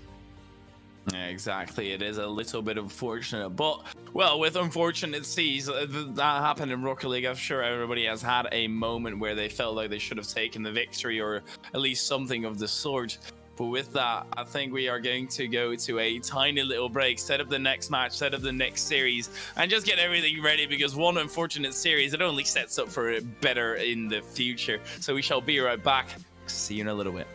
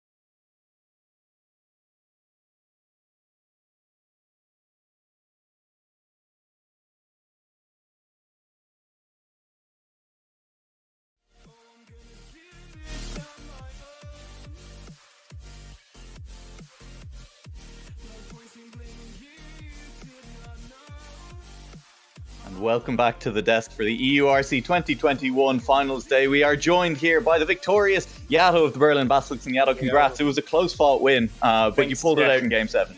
Yeah, that was a banger series, honestly. That was so heartbreaking to play in, I guess, for them as well. We honestly thought like we lost it after that return of them in the second last game, so that was kind of rough. But, we pulled it around. We managed to get the W. Yeah, I have to say, I think that was exactly the call in the Discord as we were all watching it as well. As, oh God, it's going to be rough for Berlin Basilisks in game 7 now, coming off the back of that. And I think Tylacta was the man to say that. And so I'll pass you over to Tylacta because I think he was watching that series closely. Yeah, it was like a series of two halves in a sense. I think game 4 stands out as well with the 0-second equaliser. If you then come back and win that overtime, I mean, thinking about the pressure that you had, of course, Game 7 overtime is one thing, but when it's 0-0 as well, the tension of being able to lose it at any moment, how does it feel to come out on top of that and have a little bit of a break to catch your breath? And does that, carry your momentum going on to the potential next series? Yeah, exactly how you said it. Like, after that series, I just went out and took a deep breath, like all of us did. That was so intense to play in, especially, like you said, 0-0. It's no one scored a goal yet, and the first one who makes a small mistake is going to get punished, and that's just what happened for them. They played an insane series as well. They did really well, especially because the Wards had to jump in and had to sub for them. Props to them for that. But overall, crazy. Really, the last game we couldn't even talk after that. We were just so hyped and all started screaming. And as well, the game 4 that we managed to get around to that and get the win, that was also so hyped. All of us went nuts in comms, and it's fun. It's a lot. It's always great to hear that the players are enjoying the matches as much as we're enjoying watching them as well. And I think we could hear it as well. Orion, you were casting that, and it definitely sounded like you were having fun on that. Honestly, like I was saying in game that I was feeling nervous, so I had no idea how you guys were feeling. Like, it was an incredible series to watch, and it was like, it felt like a real tug of war because you took those first 2 games, and at that point you guys must have been confident. Mm-hmm. And then right after that, 5-0 Bournemouth. Like, what were you thinking after that 5-0? Was it like, well, what has just happened to us, or was it them that stepped up? We completely reset after that. But in that third game where they outclassed us, we made a lot of mistakes, a lot of stupid mistakes, and we just talked about it. Took that 1 minute we had in the lobby and just tried to figure it out. And I guess we did, because we got right the next game. And our mentality's just been great this season. So that's just a big boost for us, honestly, all the time. And that's all we did. And that's it. I think you've been great to watch, Yato. And I suppose now we have one last question, which is, you've made those lower semis now. You'll be up against the winner of our next match, the Erasmus Esports Rotterdam team versus the Salford Lions. Which team are you guys kind of expecting to maybe win that one? And is there a team you'd prefer to face off against?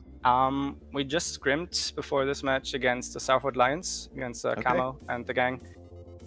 Didn't went that well, to be honest, but we were kind of warming up too. And I have no clue about Rotterdam. I think they are a really good team. It's gonna be just as close as our series probably, but I think I'll give Salford Lions the edge, and then we'll get the revenge on them. Yeah, delighted to hear it. And of course, we will be seeing you directly after this series, so go take more of those deep breaths, Yato. Get ready for that one. We're looking forward to seeing you back on stream. Thank you very much for this interview. And with that, we're going to start to look ahead to our next matchup between Erasmus Esports Rotterdam and the Salford Lions.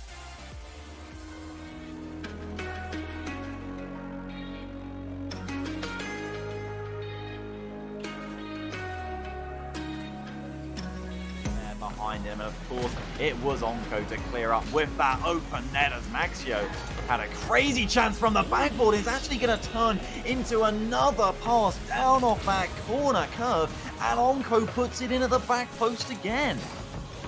The curve's working in the favor of Rotterdam. Well, I'm sure that it would be incredibly highly valued there if they just accepted that Kallio would be in a 1v3, just held that rule 1 no matter what, and they're actually going to get rewarded for it.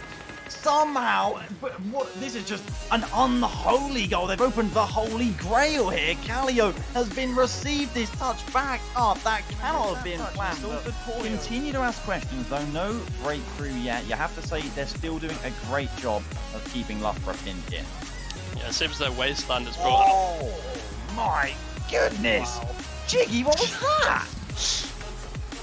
Your stream is slightly ahead of mine. I wondered what you were on about there for a minute, but then it came through. 5 Loughborough having to clear the ball from in front of their net. We head into the final minute. Still goalless here. The next goal could be decisive. And Camo, rising like a dolphin, is going to fish that one past the Loughborough defence. Yeah, he may be called Camo, but he's definitely not invisible in this game.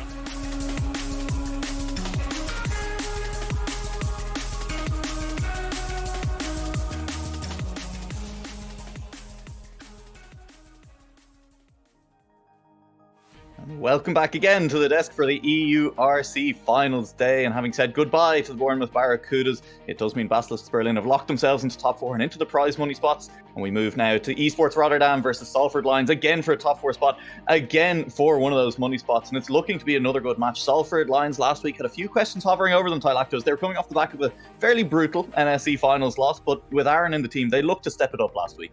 Yeah, it really was brutal. I'm sure they've had time to put that behind them. And really, it's almost like they've got a whole EURC roster here. Again, Aaron stepping in, this time in place of Arton, which is, to be fair, the usual substitution he's made. I don't know how many appearances he's got in EURC at this point, but certainly in the playoff stage, he might as well be main roster at this point. So while it may be another UK team having to play, technically speaking, with a sub today, I'm expecting another strong performance.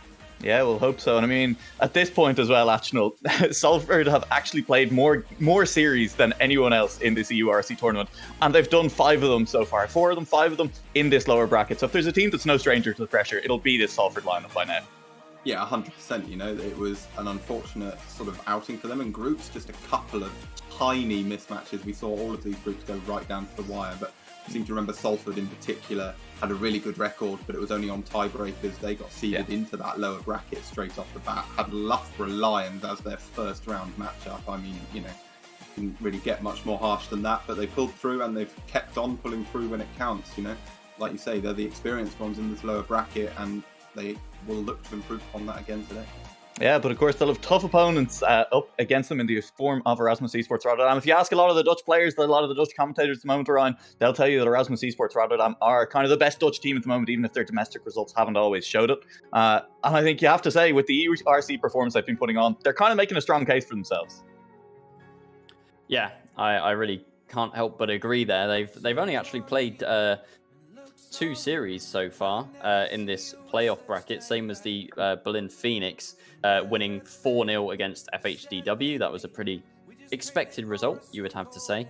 And then only losing 4-3 against Portsmouth. That was a game 7. I can't remember exactly how that series went, but you know, definitely shows that they were contenders for that upper bracket final against Berlin Phoenix, but finding themselves dropping down into this lower quarterfinal, as you say, again. I don't know. I think this will lead nicely into predictions, maybe. Yeah, it absolutely will. It's a hard one to call, but Achnal, you're going to be the first one to have to try and call it here. Woohoo! I'm so excited. It's not a burden I would particularly love to have, but I feel if anyone watching at home has seen my prediction sheet, I can't really deviate from it now. I think it will be a very close series. I've got it going to 7 games. I have to give it to Salford in the end.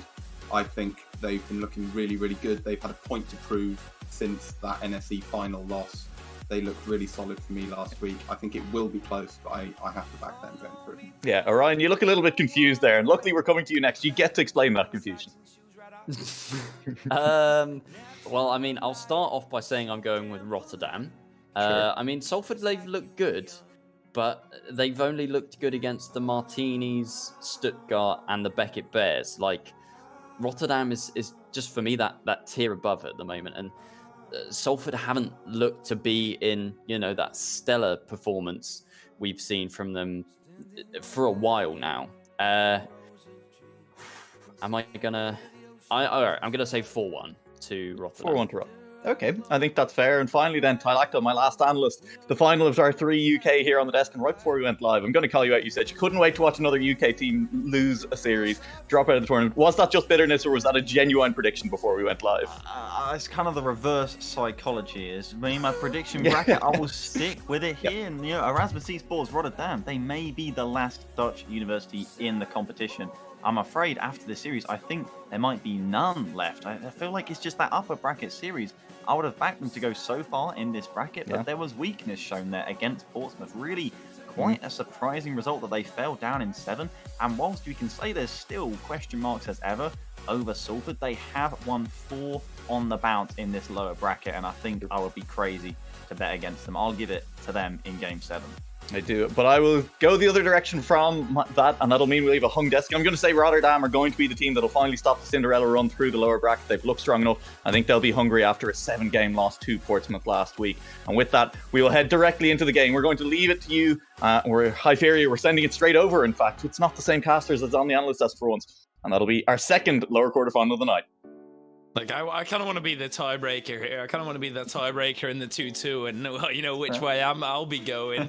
They always say it's coming home, and I do think so. I do think it's coming home, but just not the championship, just more the team, because they're getting sent by Erasmus here today. I do believe that Erasmus have got the capabilities to not sweep them. I'd be an absolute fool if I say sweep, but Erasmus might just be a little bit dominant in this one, Salacto. I certainly say that I wouldn't be shocked. Well, if you know, Erasmus do come in here in this game 1 and immediately hit that ground running, I think they've certainly got a point to prove after that Portsmouth series. And you know, Salford with their improvised lineup as ever, that is becoming more and more normal. To be fair, it would obviously not be, you know, a shock at all if it sort of showed weakness like they did in that NSE Grand Finals. I mean, you look at Twitch chat. It does edge Salford Lions' way just Hyperia, but the amount of points on this one, 77k on the back of Salford and 63k on Rotterdam. This is quite the high roller matchup. Oh yeah, for sure. People are not going to be happy by the end, which every team wins. But I feel like if Rotterdam really get going in those passing plays that they can pull up with such consistency, it will be so scary for Salford. But enough chatting about what's actually might just happen. They can prove it on the pitch right now. Unka with it cleared down the pitch. Kallio with the follow-up. Aaron missing the touch completely is going to send it wide.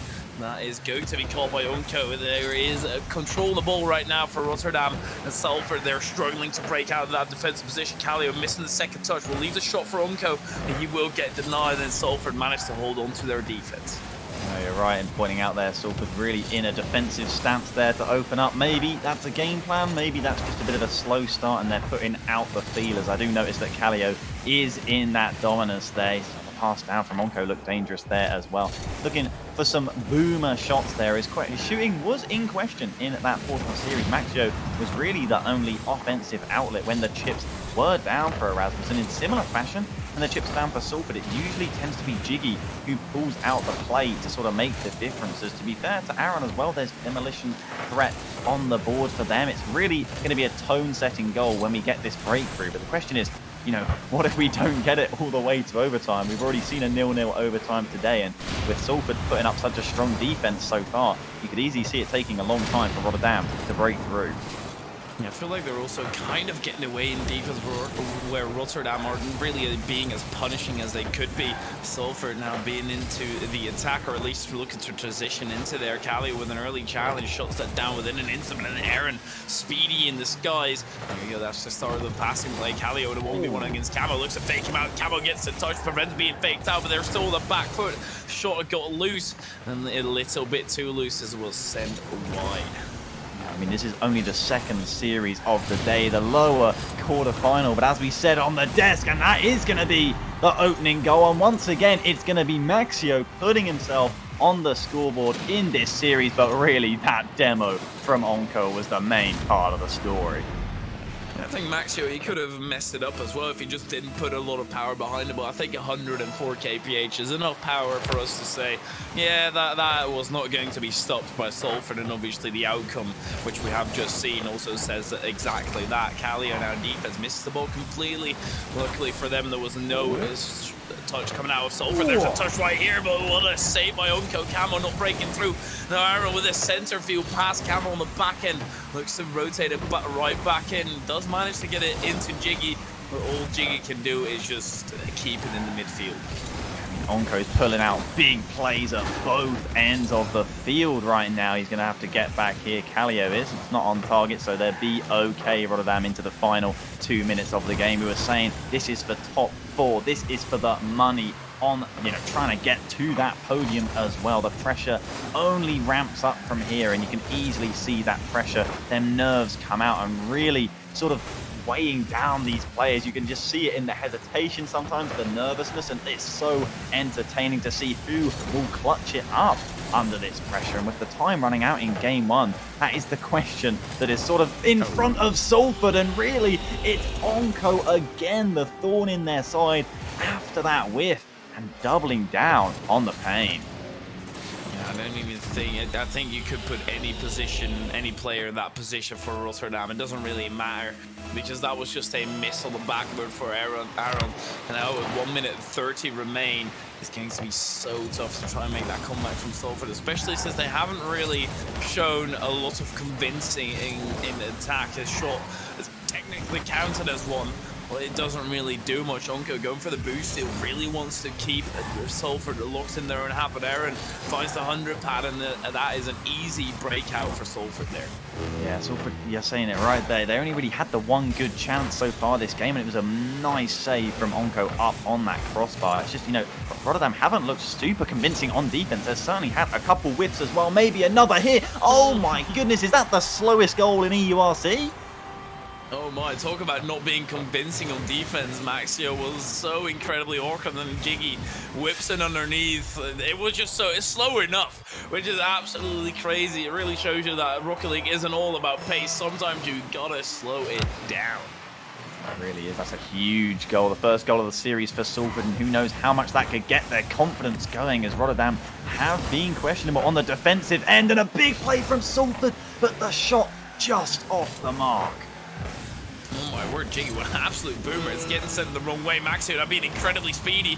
Aaron on the back end made sure that it still stayed clear. Now Aaron actually getting it past Kama. That's just a completely open net. That was completely open, but you missed it. And now Salford, 18 seconds. They need to go right now. Otherwise, there won't be an overtime. You can't say they didn't have the opportunities, because they very much did. And now time is slowly ticking down, or it's fastly ticking down. It's literally time. It doesn't really go fast or slow. It's literally going at the same pace at all times. But Salford, they're feeling this now. They need to keep it up. It does not seem to be the case, as Maxio does get in control and drops it to the ground. Yeah, it was unfortunately for Salford. It's about as difficult as open nets come. Camo had to get a fantastic redirect, and as you say, was over on the backboard, and then the redirect shot from that rebound just couldn't find the target, and Salford forcing themselves to have to be clinical. But at the end there, they really ramped it up with a nice bit of offense. They actually ended up out shooting in total of that game, 9 shots, 2-6, but you have to credit Rotterdam in the other 3-4 minutes of the game. They really did control the possession, and it was a matter of time. While Salford's defense did look strong, there was a lot of trust in each other, and that is ideal, but it only took 1 or 2 costly mistakes. Big demo from Onko as well opened up one of them, and those 2 goals are enough to see out game 1. Yeah, exactly. And Rotterdam, I feel like they've gotten away with a little something there.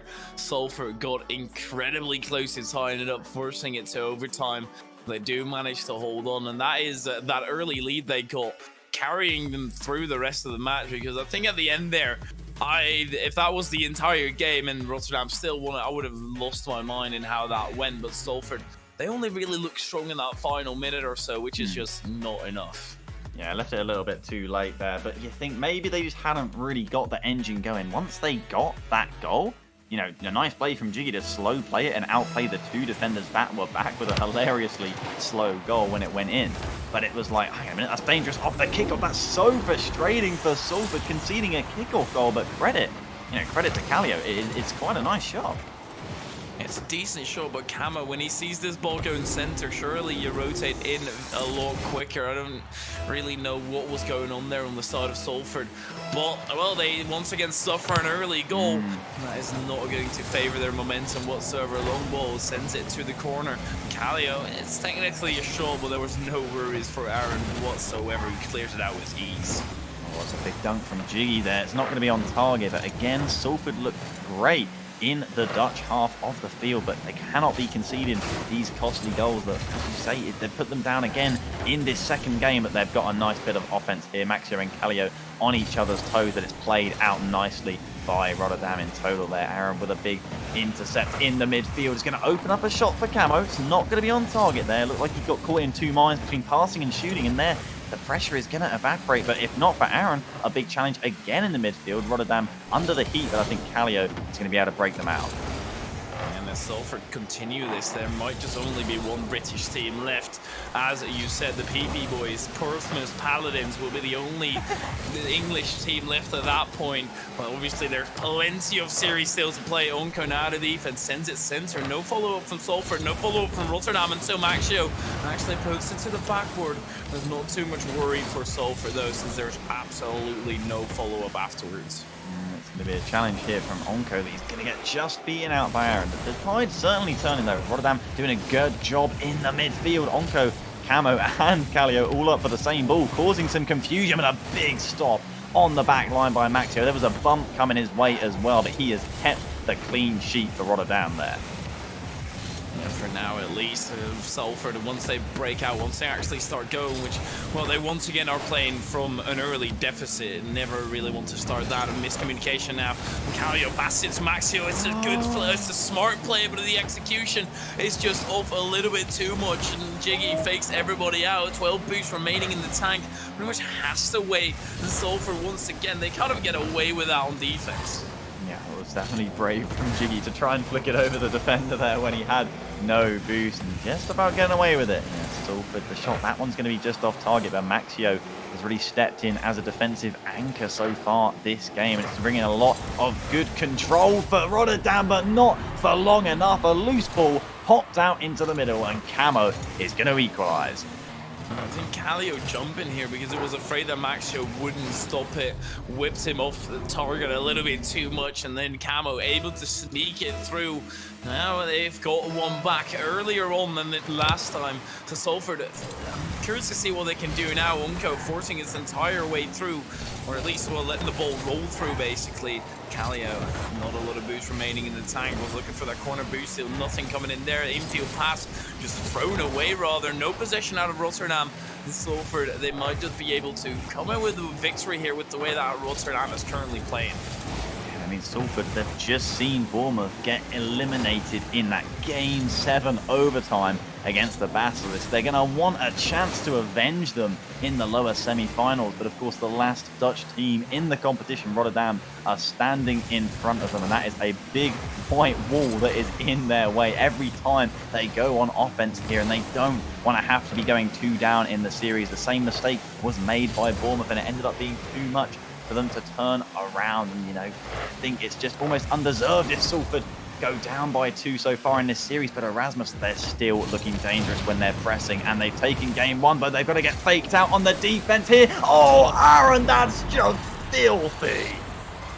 Oh my word. Okay, Maxio, he got it passed straight into Aaron. He just patiently waits. Honestly, I've been listening to Aaron in a few interviews. It's such an Aaron play right now as well. Just looking to completely do your opponents in with a simple play like that, and that gives Salford the lead. Erasmus, they only seem to have really strong starts, and from that point out, it's just a little bit of a downward slope, it seems. End of the day, Rotterdam haven't scored since the opening seconds, and Camo and Jiggy in a somewhat pinch it. They're still defense there. They're trying to get back, taking game 1, but they've got to get faked out on the defense. They had to do in for the first game, but they only managed the one comeback. They've managed it here, and it's going to give them the lead in this second game. They can just hold onto it for another minute in this series, but Erasmus see this one out and tie up the series. Now, Erasmus, they need to do something. Can they finalize this minute right now? Salford, they are on the attack, looking to get through. Does get past Aaron, centers it. There is a player in the way. Jiggy off the backboard though, and Maxio clears it out. The counter-attack being a little bit too slow for Rotterdam, or not happening whatsoever. Aaron looking to run nuisance. Camo hits it to the backboard. Camo is not able to get a second touch. Jiggy sends to the backward, and Salford, they're going to take this very much so. Just spend the remainder of this game in the Rotterdam half.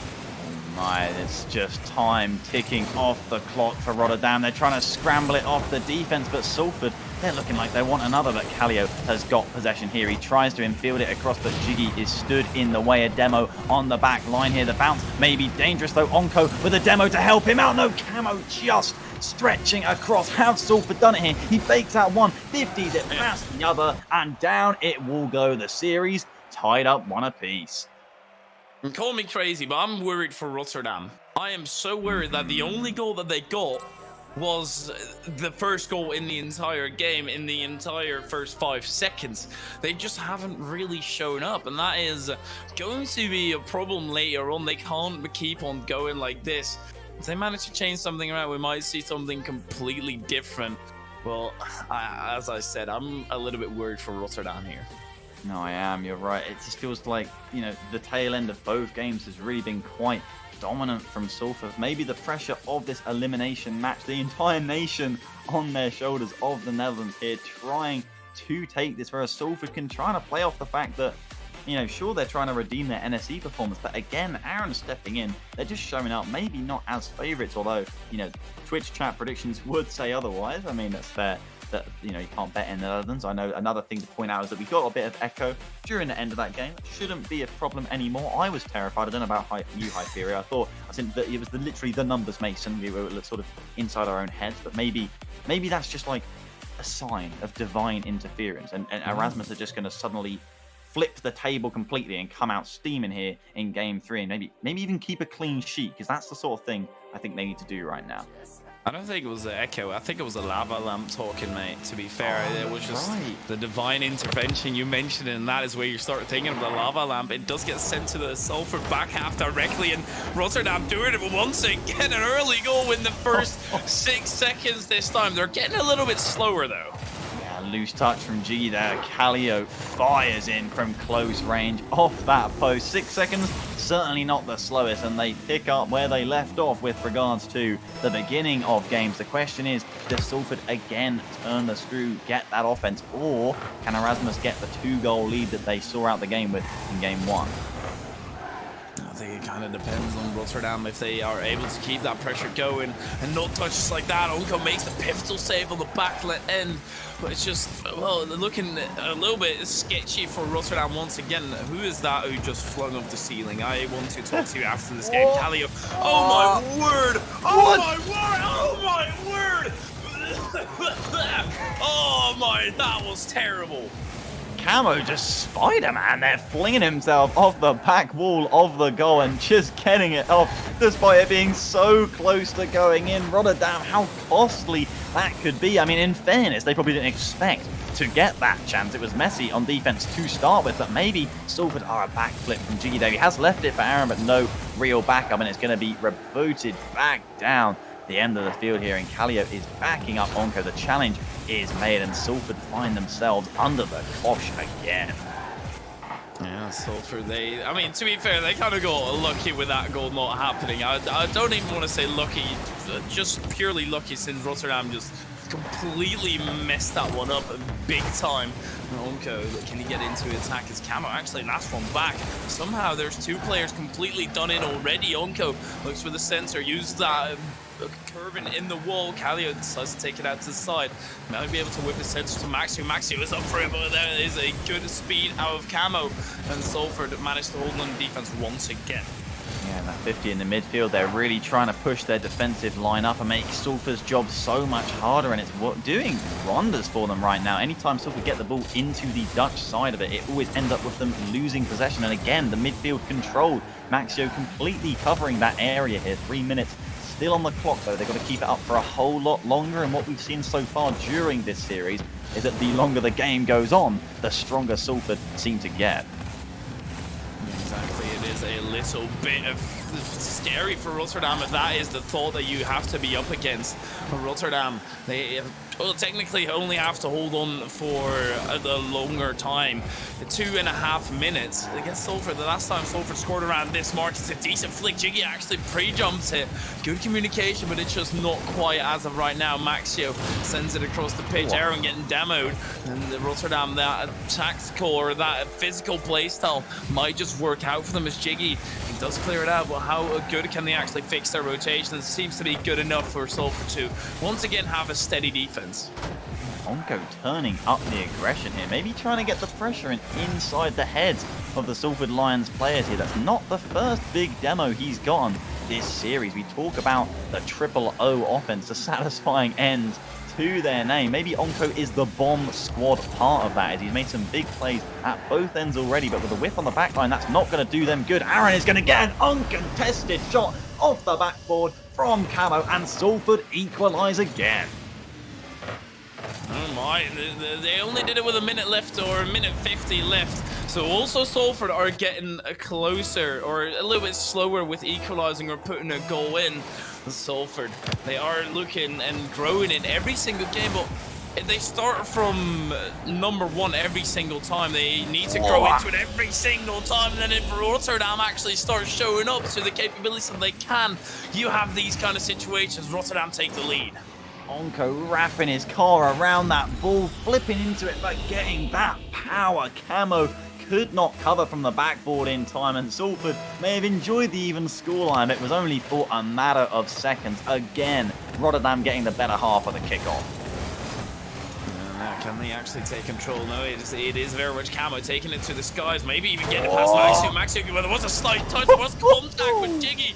Made contact with the ball into the back of the net. It's an absolute shootout right now. Camo just too fast. Onko could never react to that bounce in time. Jiggy is going to get himself on the scoreboard, and strap yourselves in, I fear it, because we could have another goal in the next 10 seconds at this rate.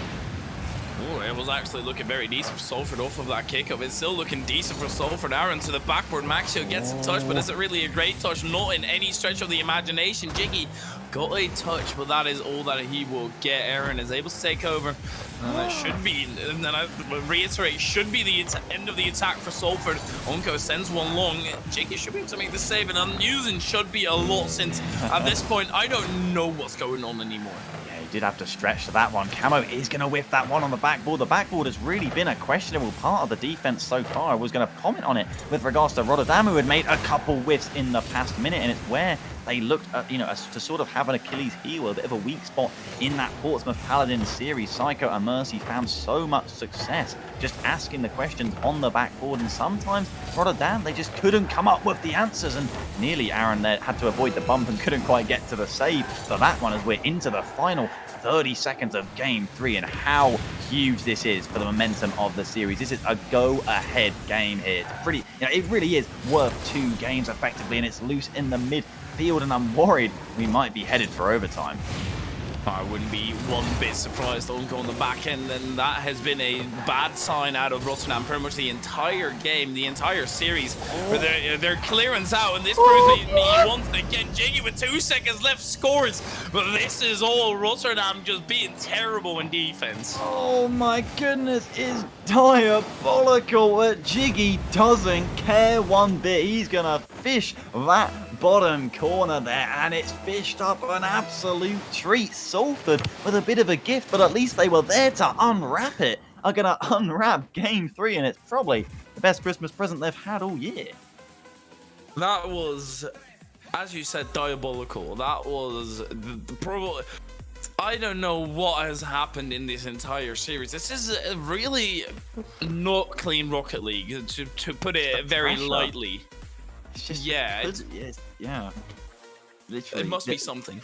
The fact that it's elimination to get to the prize pool, you're the last Dutch university in the competition, and you've just lost back-to-back games to the Salford Lions. To lose a game like that, though, as well, Hypheria, for the morale, to lose it in a fashion like that with that goal that late into the game, they need to take a moment, because that has got to sting.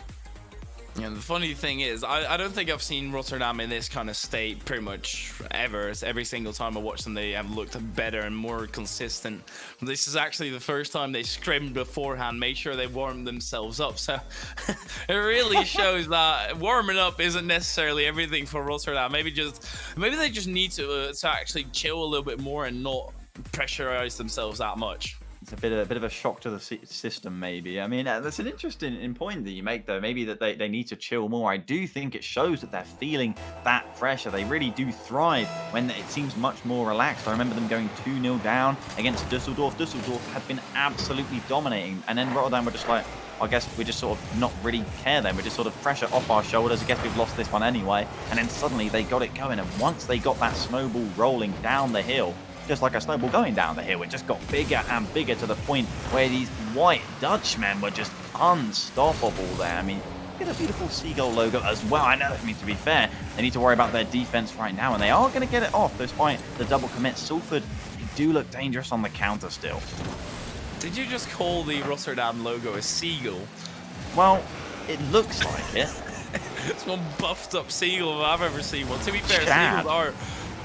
they are chads. Seagulls are the chads, bro. If you're eating the fries near the beach or something, they are massive chads. But I'm pretty sure that's an eagle, or at least I can't imagine anybody. Oh, maybe it's a seagull. Maybe it's a buff seagull. It is a buff seagull. You can't be saying this is an eagle defense here. I mean, to be fair, it would have had to have been. Camo's shot was top shelf, and Kallio pushed out a tiny bit. He's unfortunate enough to put it in off his own crossbar. Rasmus, they now don't have an early lead, so how are they going to actually do this? They don't have something they can hold on to.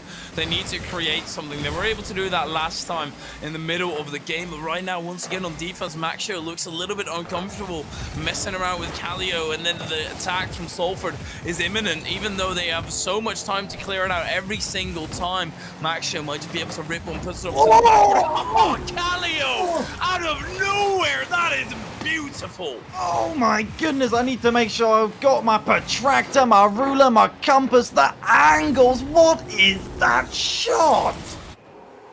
That is insane. And if that's not a way to get back into the series, back into the game, I have no clue anymore what will be. Oh, okay, this could be a way to drop right down. The new managed to hold on, get sent to the backward. Aaron needs to make a touch, doesn't need to do so. But Rotterdam, off of the back of that, might have just found some new confidence. Oh my goodness, he whipped out all the stationary. It was absolutely crazy. And like you say, that is a momentum goal. We've seen it so many times in University Rocket League, the sort of goal that gets everyone going, and it's so difficult for Salford to respond to that, and they're trying to here with a nice flick from Camo, but Rotterdam, they were back in the numbers. They know they cannot afford to be going down match point here in this best of 7. They deserve to tie up the series after a goal like that. They know it, but they've got to prove it, and there's still so much to be played for in this game 4. Yeah, exactly. Now there is a pivotal touch out of Camo. Actually pitched it with the ceiling, and once again Rotterdam now with that physical play. Jiggy manages to recover in time. Maxio now coming in from the back end. Is going to be a pass to Kallio, sends it to the backward. No read coming through from Maxio, so Kallio decides to do it himself. It hits the crossbar though. Oh my word, it is an absolutely ridiculous game, but now in a good term where everybody's actually showing up to a decent margin.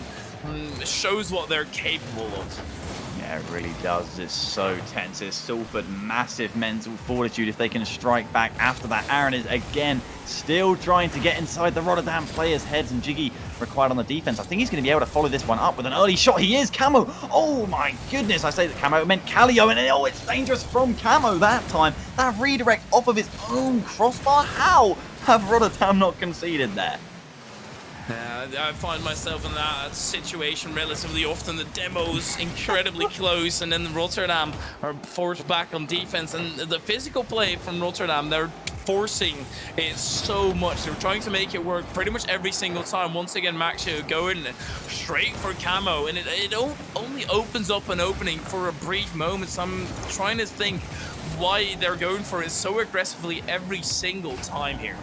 Yeah, it really is. The midfield is still controlled by Salford. It's going to have to be a counter-attack from Rotterdam with a whiff from Onko. That's not going to spell well. 2 players on the backboard. The touch is made, but it is questionable. No, Maxio getting to the second one, following out on a big play from him there to relieve and get some breathing room. And Onko following up, but no, Salford really well structured, and that defense on the backboard again. The weak spot of Erasmus. Rotterdam is showing and rearing its ugly head. It's another gift, and this time it's Aaron there to collect.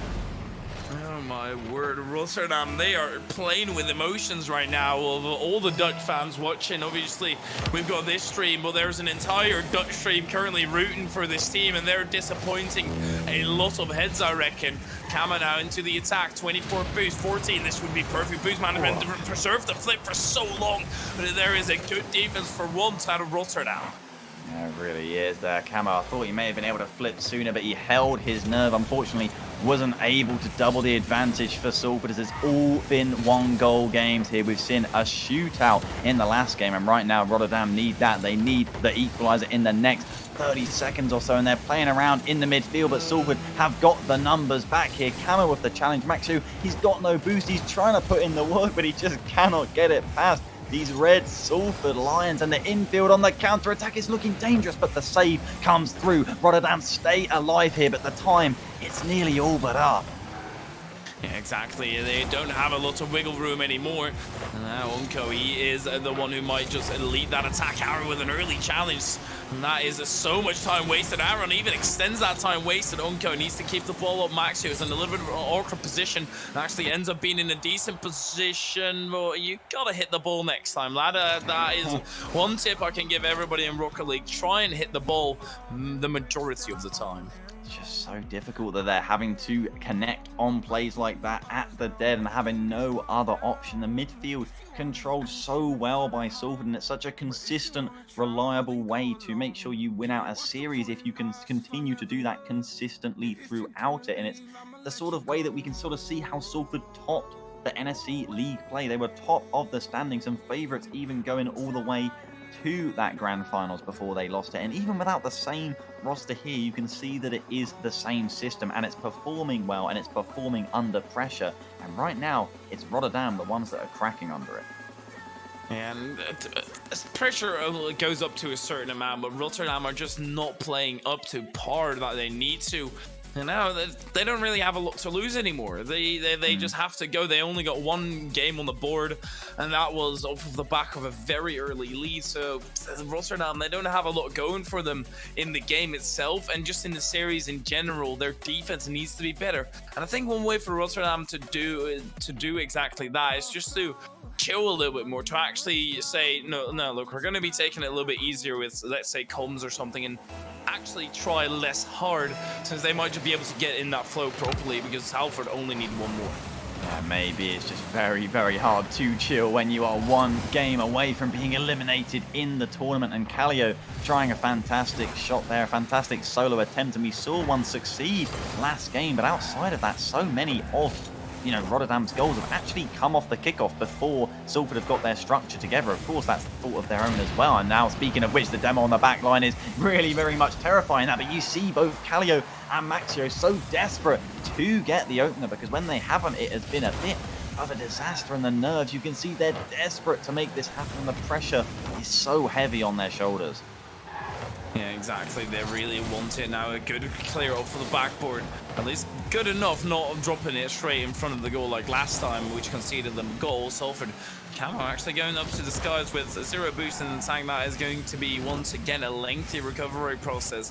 And Aaron into the corner. Kallio is waiting patiently, but Aaron has actually just looked to force his way through, bumping everybody up. Maxio is at the worst end of bumper cars, and Aaron rips his shot. Oh my word, the butterfly effect from this one bump by Aaron here has been ridiculous. Yeah, and Onko and Maxio clapping into each other, but Camo finding the pocket of space, finding Aaron, and a beautiful shot to the top corner. And they may have disappointed themselves in NSC, but Salford are looking for redemption right now in EURC. Oh my, yeah, they are. And once again, Rotterdam are making tiny mistakes like missing the boost. That's a good bump, though, to prevent the transition from happening. Maxio gets the touch as well, but there is the boost miss coming in. No aerial player up whatsoever out of Rotterdam. They get a demo on Aaron on the backboard or on the sideboard. Kallio now solos it past. Kallio really has not had a moment where he hasn't shown up, where he's made a terrible error. I feel like he's been a solid factor the entire time, but you can't have only one solid factor, because right now that's good enough to prevent a goal, but you need goals on the board. A terrible miss, and guess who's there? Kallio once again. It's a big pot, but the save is back in time for Aaron. I worry that Kallio may know that as well, but maybe trying to do too much himself. The only time I remember him looking scary on the back line is when he redirected it onto the Erasmus crossbar. He's making a lovely flip reset play happen here. The shot, coming off the Salford post, so close. They've still got time to try and find this. They've got time, but they don't have a lot of convincing in themselves right now. Maxio going wide, letting Kallio do it all solo, or at least attempt him to do it solo. It's a good shot, but Aaron gets in the way. Maxio now gets in the way as well. Kallio is up for it, the solo player, pretty much the entire way through. Maxio once again gets in the way of it. And then Salford break out pretty much unscathed. When Maxio puts it right back in, no follow-up to actually convert it into a goal, though. Onko with a big demo, though, is going to help them keep up this pressure, but Jiggy has pushed them back, and Maxio having to recover it in the corner here. It's rolling around the backboard. It's looking dangerous, but the save coming through just in time, and a whiff from Aaron. Maybe uncharacteristically so far of this series. Salford have been confident, but a lot of rushing on that ball from multiple players. It's going to work out okay for Salford, but again, the demo's coming through here. Rotterdam definitely turning to the aggression here to try and really disrupt Salford and just sort of get themselves the space that they want. But Salford, even Aaron there, are just not giving it, and it's doing such a good job of killing off the clock. I feel like Maxio is very much, as Aaron puts in his second one, is not having the series of his life, really struggling to get good touches and touches to get it far out. And then Salford being 2-0 up. This might be a very short semi-final, or a very short series here, because it is not looking good for Rotterdam.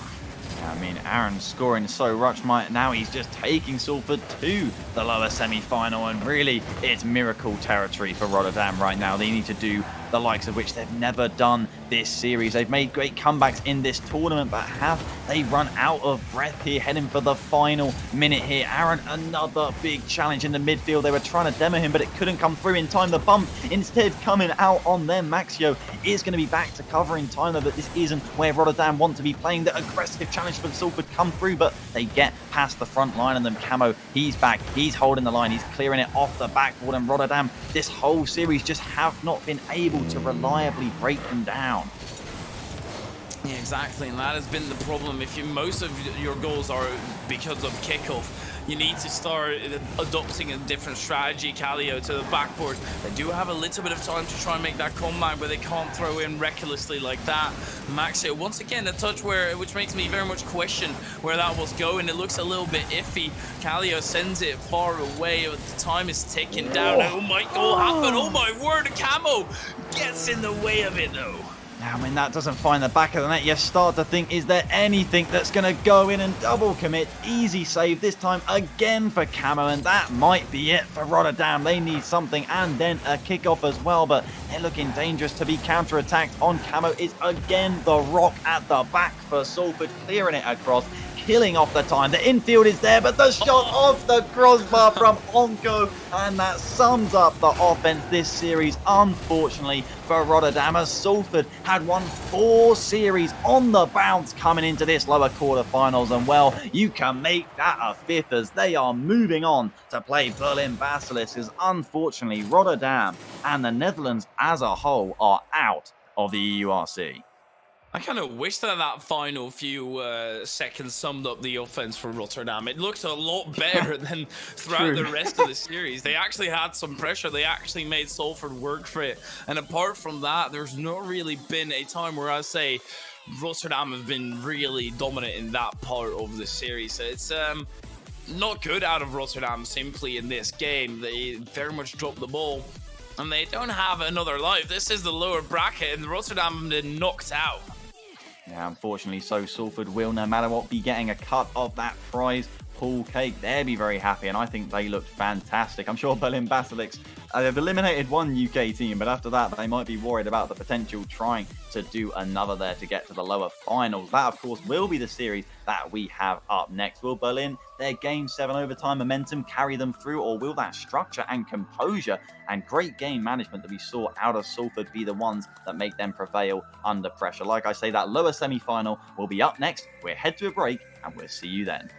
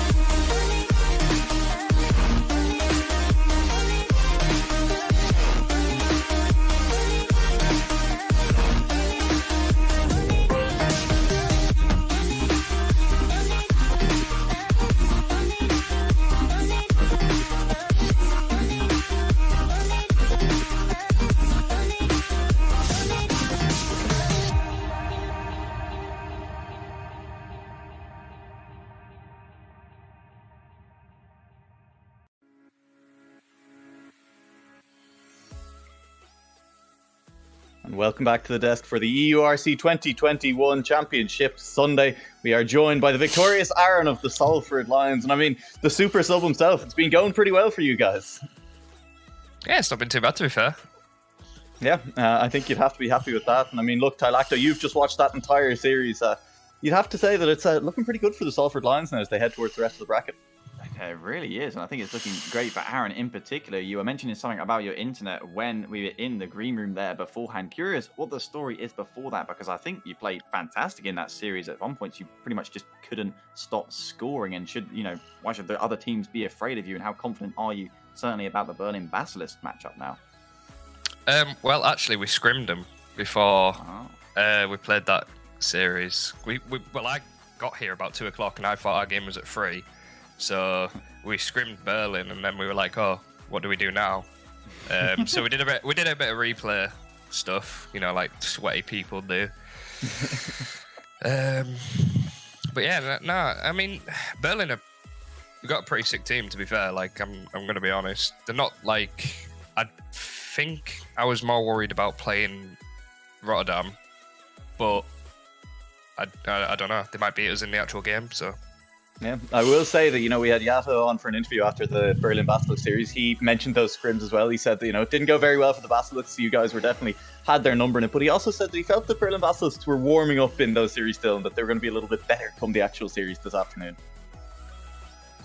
Yeah, just the information for you there, just in case, you can go and relay that back to your team. And of course, Ash, you were watching through those games as well. You were having a bit of fun as we were watching the Salford Lions play that.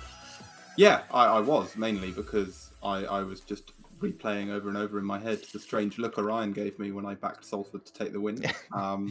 Looked at me like I'd just murdered his pets. And, Aaron, it's been obviously quite a tough run for you guys. Coming out the group at 5-2, you perhaps thought you were sort of tied up for an upper bracket start in this playoff section, but you then have to go into that lower bracket. Did that change anything about your approach? Did you try and do anything differently, or was it just we've got to win each game, so let's do one after the other? Well, I found out today that Jiggy said that we were only in the lower bracket or something because he forgot to report a score properly. So, that one score, we could have been in the upper. But, I mean, I didn't even expect to be playing, if I'm honest. They were just Arton was like, I don't feel like Rocket League at the moment. So I was like, well, I guess I can play. But I didn't expect to be in Salford either. Thought I'd be at home. But, uni work and everything. All that kind of stuff we have to do. Yeah. That's absolutely it. And I mean, look, you have definitely had the Cinderella run. Salford have played the most series in the tournament now at this point, and will continue to have the most series played for a little while longer. You've, as you said, only come in at the tail end of that, but you guys have now made the top 4. You're in the money, as it were, in this tournament. You've Berlin Basilisks up against you later this afternoon. We've kind of already asked you, how are you feeling about that series? And if you go further than that, are you looking to make the run all the way to the grand final today? Yeah, of course. I mean, to be fair, Camo, what he said during that series was if we beat these guys, we make top 3. So I think he wasn't even worried about our next game. Wow. But, yeah. I mean, the way I see it is everyone can play good in the moment. So, Berlin could absolutely style on us in this next series and it'll be funny, but, just is what it is, isn't it? You just play as you play. Yeah, we're definitely at that point of the tournament. Anyone can beat anyone. But listen, you are the team that is victorious at the moment, Aaron. Congratulations again on your win in that. Congratulations again on the top 4. We'll let you go for the moment. And there's a little bit of time for you to prepare as a little bit of a change up of today's schedule. We will be heading into our match between the Berlin Phoenix and Portsmouth Paladins for the upper final next.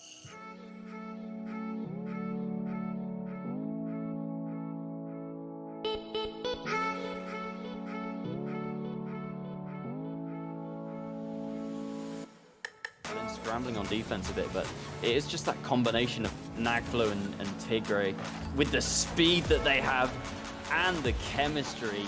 The drop down was so beautiful from Nagflo, and Tigray was like, yep, I know exactly where you're putting that ball. And then you just miss hit it and it's like, damn!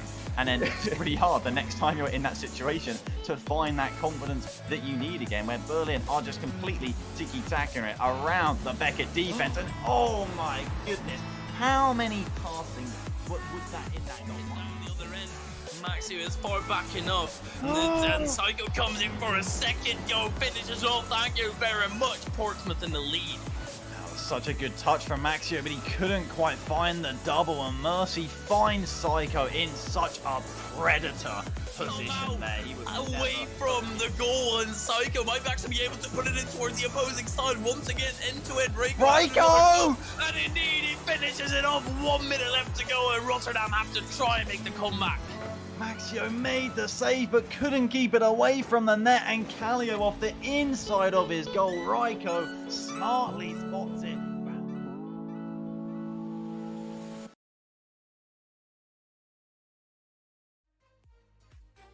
And it's about that time of the day where the Berlin Phoenix come in and show us exactly why they are the favourites for this tournament. We were, maybe a little bit excited for the Portsmouth Paladins at the start of today. We had word that maybe Nagflo wasn't going to be able to make it, but unfortunately Nagflo got knocked out of the tournament. He was going to be playing in instead.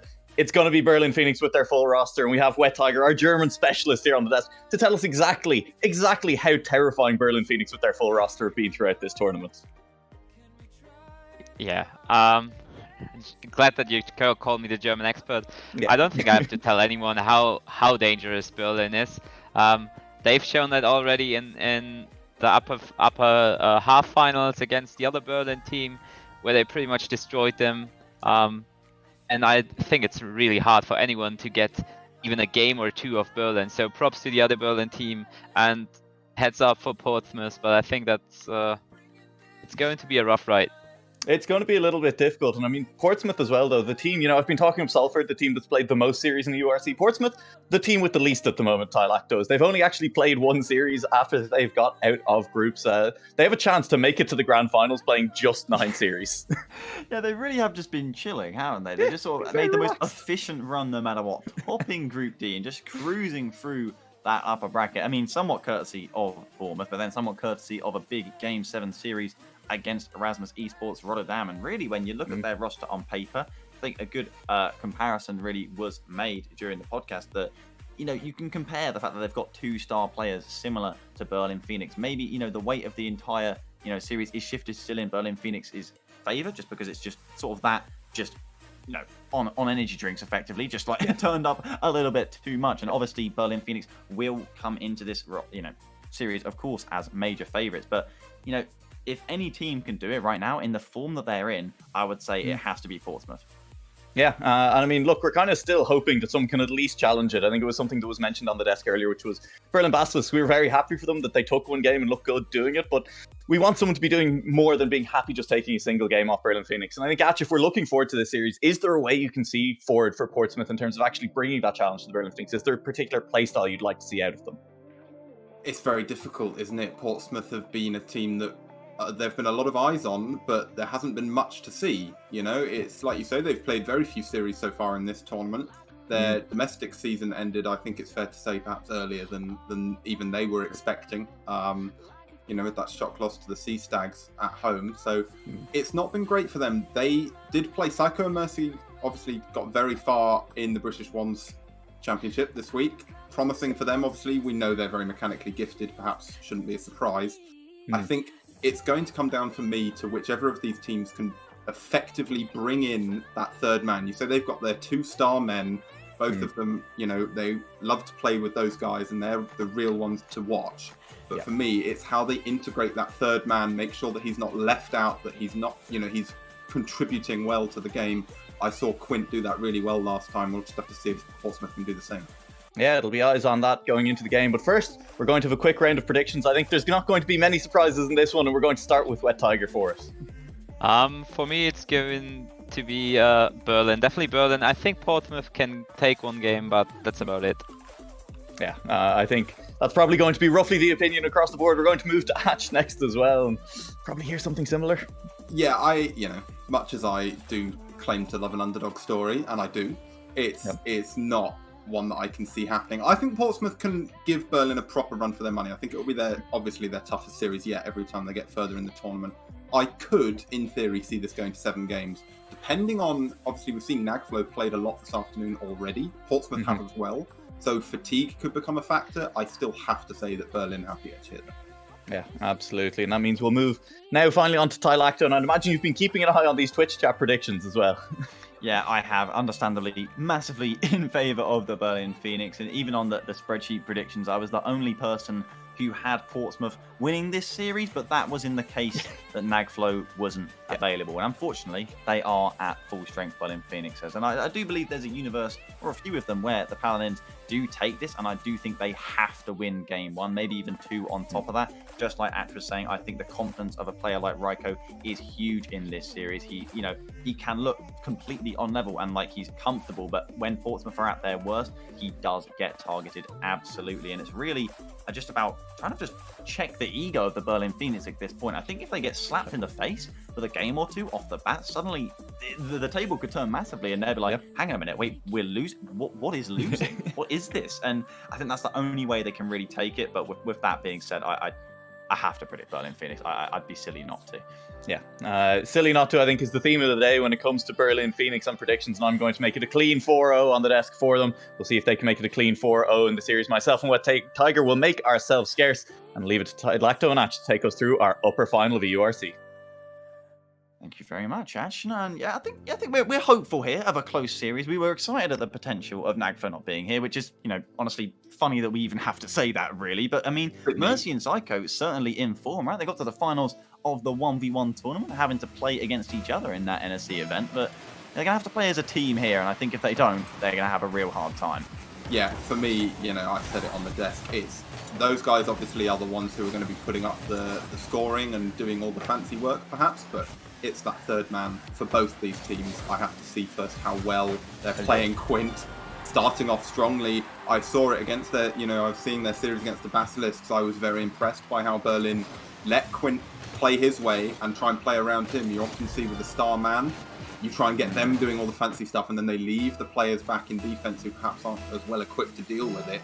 But Quint's showing us here that the Berlin Phoenix seem to know what to do.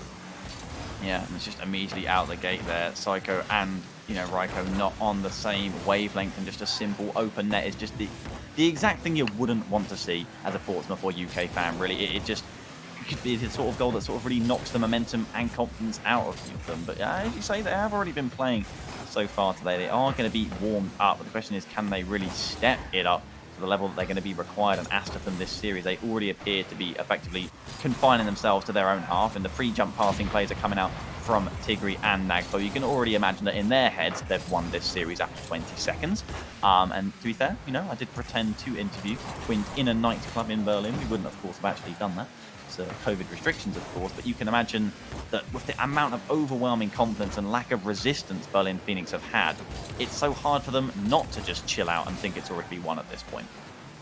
And I mean, we were talking about it last week, I remember on the desk, that sucker punch mentality. If someone can come out strong, come out fast, hit someone really hard at the beginning of a long series like this, it might give them pause for thought, make them think, hang on a minute, this isn't going to be... And then, like you say, if they could have taken 2 games, then you're really starting to ring the alarm bells there for Berlin Phoenix. But at the moment, there are no bells ringing anywhere in Germany, but Portsmouth, I think, will be filled with them. Mercy looking for something off the ceiling. He won't get it, and Tigray, brilliant solo clear. Yeah, there was a nice bit of defense initially there, but just effectively watch. But Berlin Phoenix, only a team with far too much confidence would miss that chance and pre-jump it to try and put it in. And it really is frustrating for the Portsmouth Paladins. You're happy that you haven't conceded, but it's also a bit of an insult. And it can really get on your nerves and your confidence as well, as Portsmouth had defended the previous attack from Berlin really well, and the sort of thing that would up their confidence. A whiff like that on the defense certainly not going to help the matter, and they almost forced a chance on the offensive end. They have put 2 shots up on the board. They are getting time in the German half like that, but Quint is making it look easy on that challenge with a boost steal as well. Portsmouth are going to continue to be asked the questions. Yeah, and, to be fair to them, they've had most of the answers, but if they lose by 1, or if they lose by 4, it'll go down on the score sheet as the same net result. So they need to start putting some offensive pressure on. Psycho lofting it high, Tigray, easy for him, into the corner it goes. Psycho's pulled that out for the shooting opportunity, but again, they're doing really well. Quint setting himself well on defense, gets the ball out. Psycho, again, beaten out by Tigray in that right-hand corner. Down the right-hand side it comes. Might keep going, but Mercy manages to get it. The play's doing pretty well now for Portsmouth. It's been relatively neutral since that goal. You have to feel that that's perhaps at least partly because Berlin have just taken their foot off the gas. Yeah, it is, and they are linking up so nicely in the Portsmouth end there. They've been a fantastic goal. It was a great save from Psycho to deny it here, and their time is ticking out, but they are still only one down, and one could easily force an overtime here, and who knows what could happen there. I remember just seeing the first game of the series having such a big impact, though, even despite this being a best-of-7. I remember our first, appearance, that is not going to help, but Nagflow's conversion, again, isn't going to help. Maybe that can get in his head. It's just, we saw them face against the Kiel Krakens at the start of the group stage, and the game one, really close. A one-goal game, and then the second that one went through. The confidence just wasn't there from Kiel. They conceded the first goal of game 2, and it was just over. What happened after that point, the less we talk about, the better, but we can talk about that goal all day. It's beautiful from Berlin. Yeah, the link-up plays really coming through for the Phoenix now. Obviously a very long-standing duo, Nagpo and Tigre, in the university scene particularly. They've done some brilliant stuff there to get that. It's not their first, key link-up. We saw them doing it really well earlier. Didn't manage to convert, but 2 goals to the good now. Portsmouth really got their backs against the wall in game 1. Something needs to happen for them sooner or later, because scoring 2 against the Berlin Phoenix is hard enough, but that's only going to force an overtime here. Well, I mean, Nagflow either gave up on that one because he didn't look like he made an attempt. I don't know if he could have made it back. I'm going to have a little look. I mean, I just don't think he had any boost effectively. He gets the demo, and he's walking back to net. And maybe he thought someone was going to reach for his time. Yeah, he had plenty of boost. I am very, very confused. That one has got in for Portsmouth. They have got a hope. They've got a minute to try and turn this one around. It's interesting to say that. I mean, off the kickoff, it might fake. It's going to be brutal. Quint, though, not going to get a highlight reel to his name. The defense recovering back in times. Of course, with the sad elimination of Erasmus Esports Rotterdam, we're down to just 2 countries in the competition, actually. It's just Germany and the UK here. 2 teams apiece. Of course, both teams from Germany are from Berlin as well together. You think one of them will be going home in that lower bracket, but just to take the top spot, just so it seems impossible that if Berlin Phoenix get to the grand finals that they could lose back-to-back best-of-7s. It would have to be a bracket reset. I feel like the only way they're not, even so, they're probably from the lower bracket, you'd still probably consider them favourites, unless depending on the tone of this series. I mean, Portsmouth have not started out on the ideal foot. They have got time to respond here, but it just seems so unlikely. And Mercy, he just can't avoid putting it into his own net. Quint's playing some lights out Rocket League right now. We were perhaps being a little harsh to him as calling him that third man. He's been doing really well. In fact, leading the scoring for the Phoenix at the minute. But I think that's testament to how well they play around him. They let him do his thing, and he's obviously a very, very skilled player. He wouldn't be playing with these guys if he wasn't. So Tigre and Nagpo happy to let him do his thing, and he does it, and he often does it very well, but then they're positioned brilliantly to clean up, and it's been a very, very strong performance from them. Yeah, a chance against a run of play for Portsmouth there. It's fair to say that it was a surprise that in the fashion of which they got the goal, but they've played well enough that they did manage it. But trying to keep this Berlin Phoenix team from scoring is the problem that nobody seems to be able to pull off. I mean, even the game that they lost in the upper semi-finals against, their fellow City men, but Basilisk Berlin, that was a high scoring, like a 5-2 affair, I think it was. And it was just a point where, clearly the Phoenix got overconfident, switched off a bit. We even saw it in that first game. We can see how comfortable they are, and we can see Portsmouth are trying, but if it's not going to work out the gate in game 1, I can only expect to see more of the same. Yeah, it would take a huge turnaround now from the Paladins. They've got plenty of time to do it, in a best-of-7 format. That obviously kind of works in their favour in this situation, but at the same time, the longer the series is, I feel like the less chance of an upset there is, because you have to be consistently overperforming. If you're looking at best-of-3s, best-of-5s, you see the real chance of someone going through when perhaps that's against the grain, but the best-of-7, you see more and more that obviously the better team tends to come out on top. So plenty of time for the Paladins. Maybe game 1 just feeling it out. They did manage to keep it close for quite a large portion of that. If they weren't 1-0 down so quickly, that would have been a very, very promising start for them. The first 3 minutes, they did play some really good defense. They didn't get many chances, but they managed to convert one. So there's hope, but they need to tune things up a little bit first. Yeah, I mean, it's not like we're biased. It's not like we're both British and just hoping for Berlin Phoenix to get a reality check or nothing. We're not hoping for this at all. I mean, to be fair, you're spot on, though. I mean, it's 1-0 for the vast majority of that game 1. The first goal came just about 15 seconds in, and they've already done better here in game 2 on, of course, the beautiful Forbidden Temple. They're getting the ball off the defense there, but Tigre should be able to deal with that one comfortably. He hasn't got really enough boost in the tank to do much more. Fakes it out to keep the possession. Double commit. They were desperate to shut that down. I mean, I'm not happy to see the double commit, but I'm happy to see that Portsmouth are willing to get into the faces of Berlin Phoenix. There's no highlight reel backboard read there for Tigray. It's going to mean that we still stay scoreless. And Portsmouth, they are getting time in the German half. They are. And I think, Berlin will give you that kind of time because they have enough faith in themselves to be able to solve the problems. They're not going to solve that problem. Mercy catches Quint out at the back post, or he should have been at the back post, but he wasn't quite, and that's a brilliant shot from him. I'm not sure if he meant to shoot it, but he's clanged it, like you say, bottom right. And Portsmouth have a lead here. I think, for me, the worst thing they could do is try and sit back on it. No, exactly. I think you're spot on. They really can't. They have to try and prey on any ounce of overconfidence that Berlin Phoenix are willing to throw their way. And I think that goal was partly just because of that. Quint, probably in Dreamland, he's just like, we can't concede. Drives in blissfully. And Mercy's just like, yeah, I'm just going to smack this into the back of your net. And that is the reality check. The question is, how quickly do Berlin Phoenix respond? Is it like a sort of wasp sting? Are they going to be really angry after going down, feeling insulted? They're going to be hungry for the equaliser, and with double commits on the defense, they certainly seem like they're not too far away from one. Going to be up there and certainly purling on the pressure with the flip reset double touch. But Raiko with a big 50 on the back line is going to buy a lot of time and breathing room. Yeah, impressed with Raiko there. It was Psycho and Mercy causing the problems defensively for Portsmouth by hurling themselves at that. Raiko had the patience, did well as the third man, got the clear away. Psycho now looking to turn it into something more substantial, but Quint is there. Mercy's up. That's a shot on net, but not one that's going to trouble anyone. Tigray down to the left-hand side. Is he going to get another touch? Not before Psycho clears it away. Quint, again. Psycho probably will get another touch on that. Mercy chasing it down. Will he get a shot on target? Unlikely. But the ball's in the right place, and I'm impressed with Portsmouth. It's tempting at this point to try and turtle up, put 3 players on your goal line and just don't move. But they are seeming to try and keep this up. Berlin obviously really turning off the defense. That's a big stop from Raiko there again, and really this second game of the series is absolutely huge. The huge to be able to get a win, just for the belief on Portsmouth's side. This first one is going to be the hardest one of the series, no matter what, if they go on to get more wins, if they get this one in the first place, right? But the fact that you have that on the board, you can do it, and it plants that seed of doubt in Portsmouth that this is not going to be another freebie, that the Portsmouth Paladins are going to fight for this. And maybe with a whiff on the defense, Psycho's got a chance. It's a difficult shot, and Nagflo will make the save, but again, the cracks are there. They are showing, and all it takes is Portsmouth to capitalize on another one, and they could double their advantage. Yeah, I mean, at 2-0, they've done well at 1-0. It's not always looked pretty, but they've obviously kept it, which is, at the end of the day, all you really need.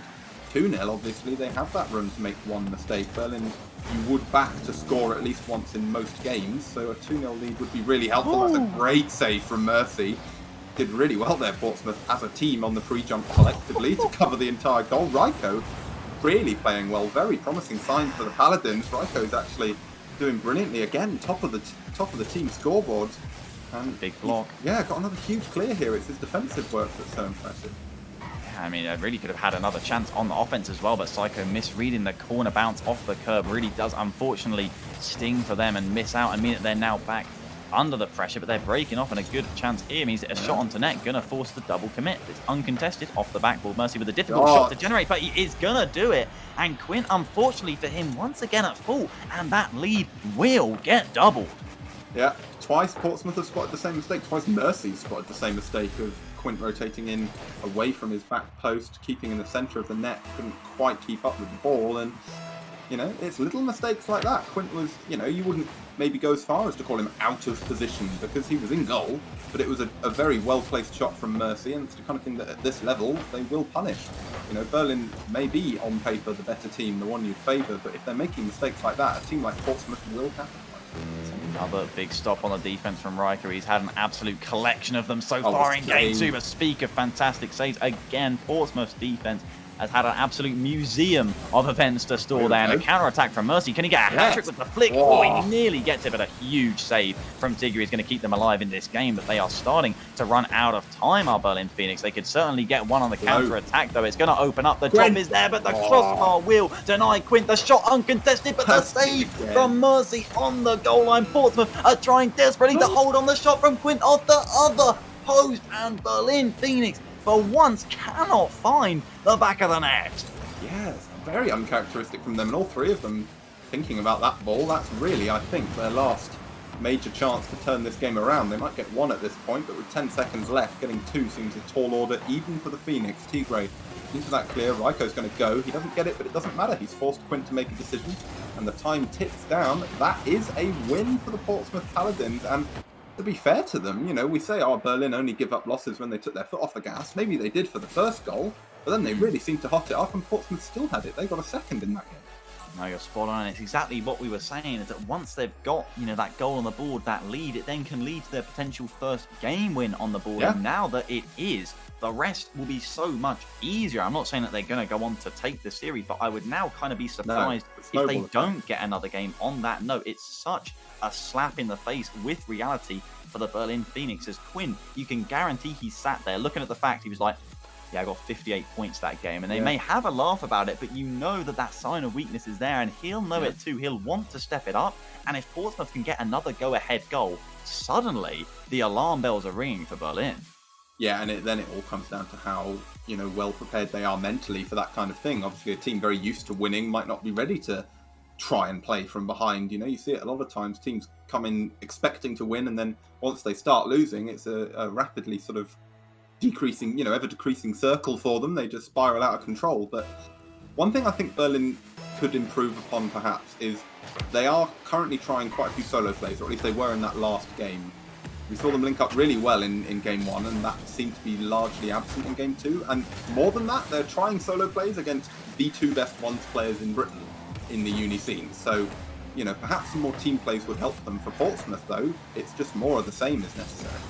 Yeah, it really is. But the question is how hot Berlin are going to come out into this game 3, knowing that they want to put themselves back in the driver's seat, the commanding position in this series. They certainly have made a home for it themselves during this tournament. I don't think they're going to be wanting to move out, so don't be surprised if they step it up even more this game. Quint with an aggressive bump here, trying to remind Portsmouth where their place is, but a one chance on the defense. A big save from Quint on the back line there. He's going to get it off the backboard as well, but Tigray, reality check for him there. He got burnt by Psycho on that play.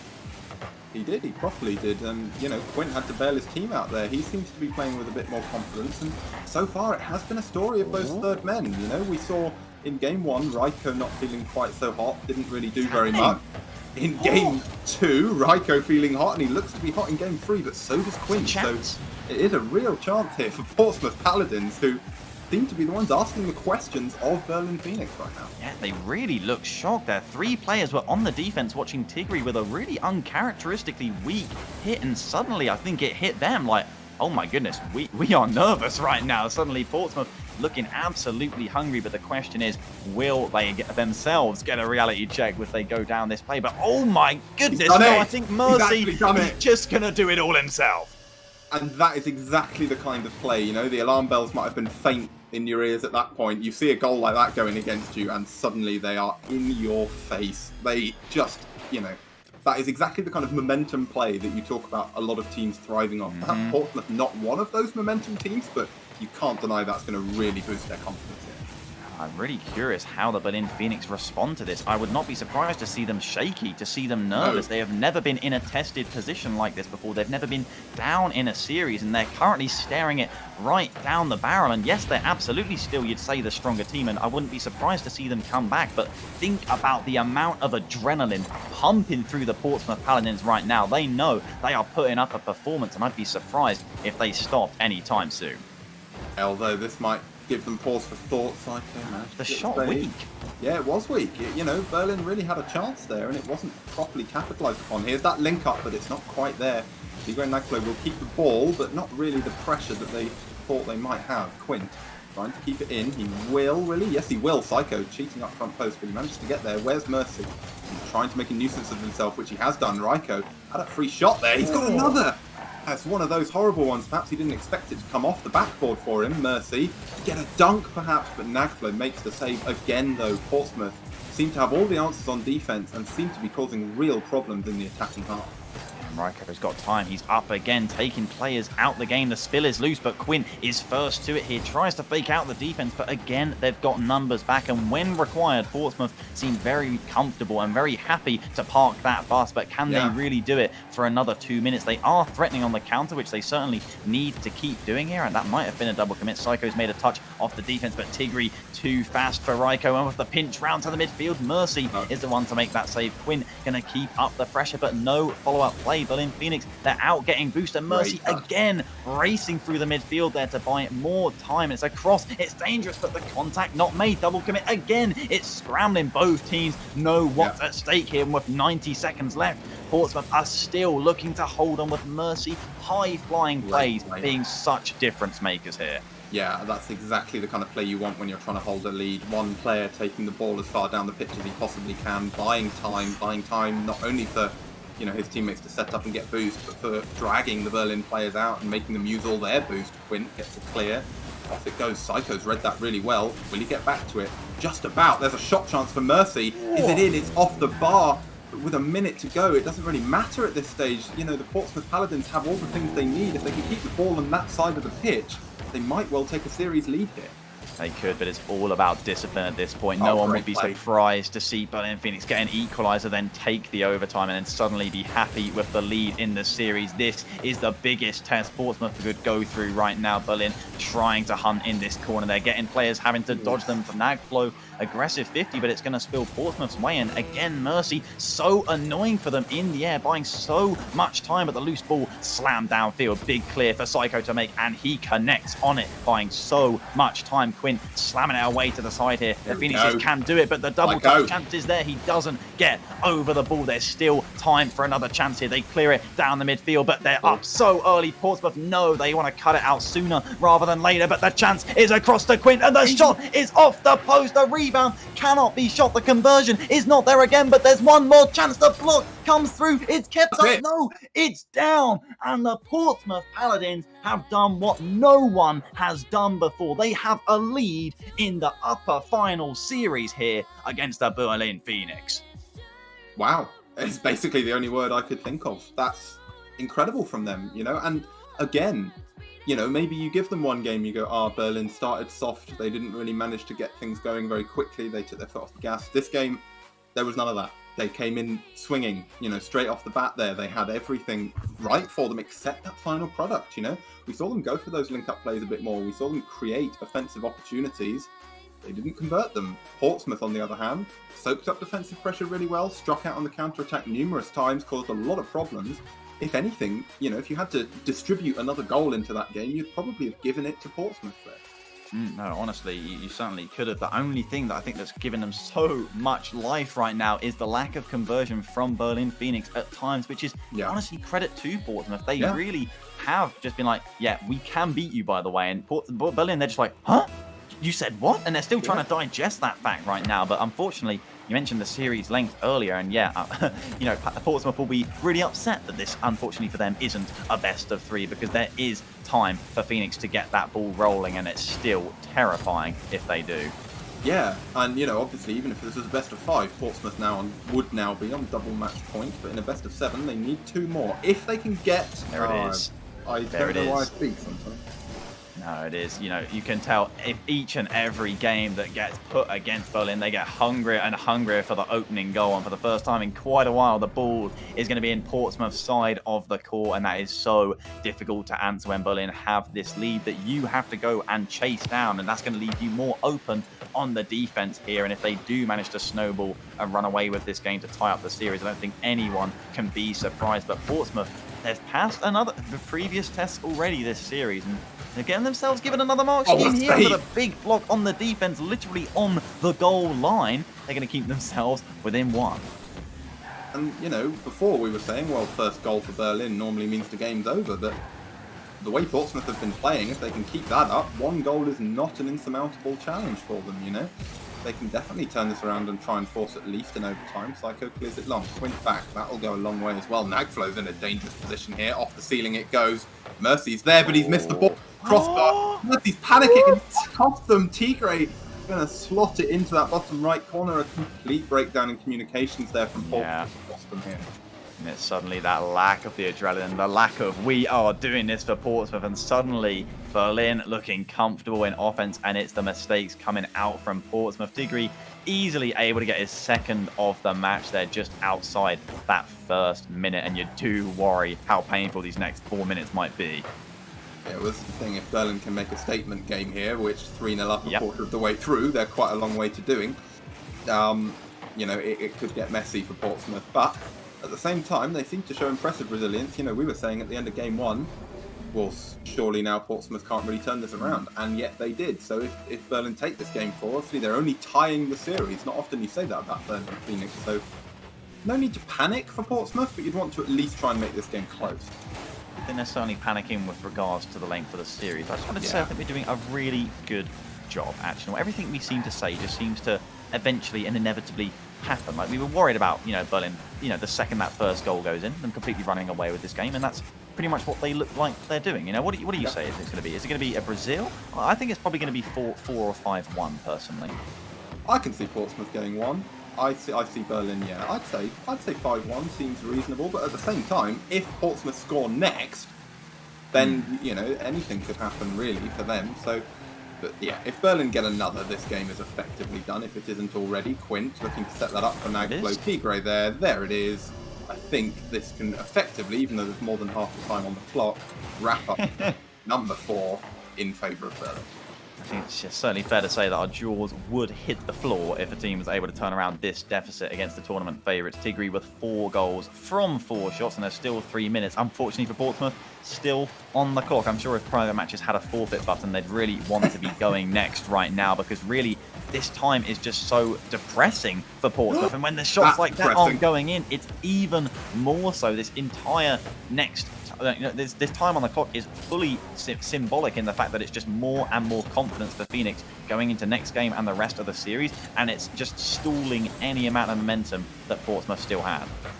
Yeah, but then at the same time, I don't know what you think about this, Tylaxo. We've seen, obviously, perhaps arguably what gave Portsmouth their lead in game 2 was Berlin taking their foot off the gas after a comfortable win. Yeah, I don't know if they'd be willing to make that same mistake again. You know, it's obviously, you'd say perhaps they'll have learned from their mistakes, but subconsciously it can be quite hard sometimes when you come off the back of a comfortable win to keep that full 100% intensity. It is. If you go, well, yeah, we just won. I mean, you know, how hard can it be? But Portsmouth have already shown, actually, sometimes it can be really hard. So they'll be hoping that Berlin take their foot off the gas. Personally, I'm not so sure. No, I just don't see it after they've already lost 2 games this series. They will be out to finish it efficiently, so I imagine. And look at that shot from Nagbo over his shoulder, turning it in. And we said 5-1. At this point, I think the question is whether Paladins can even get that 1 goal. Yes, unfortunately it is. Not great news for them, obviously, but better news for Berlin. They seem to be connecting well on those team plays once again. You know, they've put 5 through. And I think obviously that's partly because Portsmouth haven't quite played the same game as they had been in the last couple, but Berlin have also hotted up a little bit, I think, and it's that tiny little difference. Ryko now, these are the problematic things, the confidence sapping for Portsmouth. Quint puts in number 6, and this could become a really problematic roadblock for Portsmouth.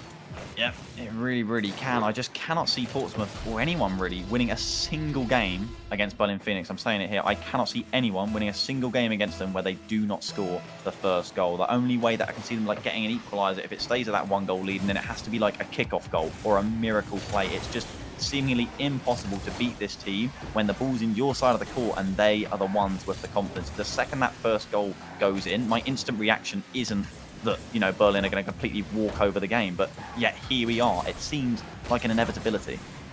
Yeah, it does, but there again, signs of that sort of overconfidence that really cost them. Nagflo pre-jumping that, Psycho looking for a fake play. Mercy will swap that home. Psycho going to steal it.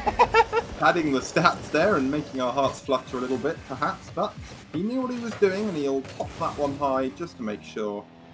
Not really comeback fuel, if we're being quite honest, but if Portsmouth can get a couple of unanswered goals towards the end of this game, it won't be quite such a blow to them to have lost it. No, indeed. But the question is right now, are we going to get it? To Brazil? We are. With a minute left on the clock, I feel like it's worryingly likely. Well, you say that, Mercy nearly put in a second there. Portsmouth, the ones on offence, but yes, Berlin perhaps, you know, motivated by that, however cynically. Mercy trying to make sure it doesn't happen, getting bumped out of the way. Oh no, by Psycho. here it That's is. not pretty. I think that will be it. Nagflow adding the stats occurring on both sides here, but yeah, Portsmouth just trying something spectacular to kickstart something for game 5, clatter each other out the sky, and Nagflow will seal what looks to be a relatively harsh defeat here.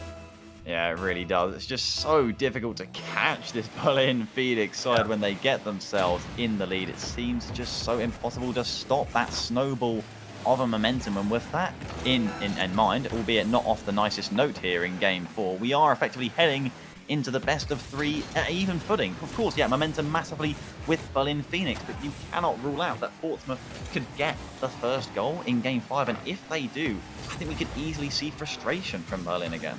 Yeah, 100%. You know, Portsmouth, both teams, it must be said, seem to be very, very good at taking that lead and then exerting just enough pressure to stop offense coming the other way, while also keeping enough defensive integrity going that any offense that does slip through that first wave of pressure is going to be comfortably dealt with. You know, we saw Berlin there.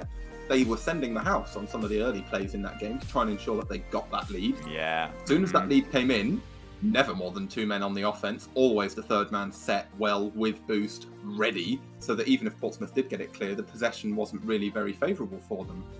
But Portsmouth did that as well. We saw it in game 2 and 3. You know, they got their first goal. Yes, they didn't then turn it into 7, which, you know, neither here nor there, really. It's just 1 game win. They managed to do that same thing. So, like you say, first goals seem to be really important. Yeah, they really are. I'm so excited for the first minute or 2 of this Game 5, because I'm imagining, like you say, the kitchen sink will be thrown from Berlin in all-out confidence here on Neo Tokyo. But what if they miss the target? What if the counter-attack opens up for the Portsmouth Paladins? We've seen Mercy look clinical and very much on point at numerous occasions, and when they get that and the confidence is back in their shoes or their tires or wheels, I'm not sure what you want to call them, then that's when their defense looks far more solid. But when it's in question, it never seems to right the capsized ship. Yes, that is the problem, isn't it? That Portsmouth do seem to almost bank on having something to fall back on in case things go wrong. And when things go wrong before they've had a chance to build any of that up, it's a little bit more challenging for them. Not too great. Here we go. Things could be going wrong. Nagflow can't quite get the shot. Riker gets a pinch clear, which actually probably didn't help him. Key bump. Mercy was the wrong way round. Psycho gets a crucial save. Berlin, though, really looking to cause issues. Nagflow slots the shot in off the left-hand upright, and Berlin have scored first, and there's still loads of time on the clock, but normally I say that as a good thing. I don't think it's a good thing anymore. I mean, all it took was 1 double commit and a lovely shot. Clinical from Nagflow off the inside of the post, and the Berlin Phoenix are back exactly where they'll feel like, and so far they have belonged, and Portsmouth look a shadow of themselves of just 2 games ago. The confidence just nowhere to be seen. The defense all turtled up, everyone pointing towards their net. It's a triple commit in the making here. You just cannot see it. I want to watch the rest of this game, but equally I want to close my eyes because I'm worried about what I'm about to see. Yeah, I know what you mean. You know, it's not great for Portsmouth, but at the same time they seem to have righted the ship at least better than they did in game number 4. I think, you know, we're approaching the point now where Berlin were already 3 goals up, and while it hasn't looked pretty, they're still only 1 goal up as it stands. Nagflow, think of that outrageous angle we saw him get an earlier. Horrible one. Dude, right? Look at the... Saves it. It's a swarm of bees from the Portsmouth. A pinch. Is that going to cause Berlin some problems? It really could. Nagflow bails them out. This is the kind of, you know, it was rogue. It was definitely a bit of a strange one to watch, but the counter-attack could really work out for the Paladins. Yeah, I mean, it's similar to Game 1, in fairness, where it stayed 1-0 for a long period of time. But the question is, this time is, how has it happened this time around? They were actually getting possession in the German half of the field. They have yet to register a shot on the scoreboard, unfortunately, despite that crazy, bizarre chance. I mean, when Berlin round them up like sheep and clump them up, and the double commits, and if not triple commits, are coming through, it does seem like the disaster in the making for Portsmouth. That shot going to be required of the save, and when they stay spread out, when they get possession and are able to move the ball forward, then they may get the chances that they need to convert on, but it just seems like a ticking time bomb of when Berlin are next going to score. Play was sort of emblematic, I think, of a little drop in confidence from the Paladins. They had a team bump to capitalise on from Berlin, and they didn't. Psycho should get back, or Mercy's already there, in fact, and still managed to bring this away. He managed to get his own corner boost as well, but that was a huge play one of those infuriating ones where Berlin defender sat under Mercy's car, stopped him from landing effectively. Psycho got no boost. Does anyone know that? Nagler seems to have called him out on it.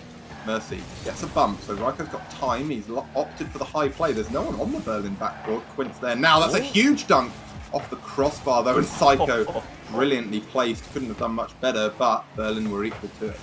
Yeah, it's a lovely top corner save there by Tigri, and a double touch is going to come out on their side of things. The ball is loose, the shot is there, but I don't think it's quite on target. But the loose ball certainly will be. Psycho just driving around like a fidget spinner, just going to touch that one off to the side of Nagflow, slamming in from close range. Yeah, nightmare fuels for Psycho there. Unfortunate from him that couldn't quite catch that on the potential reverse flip.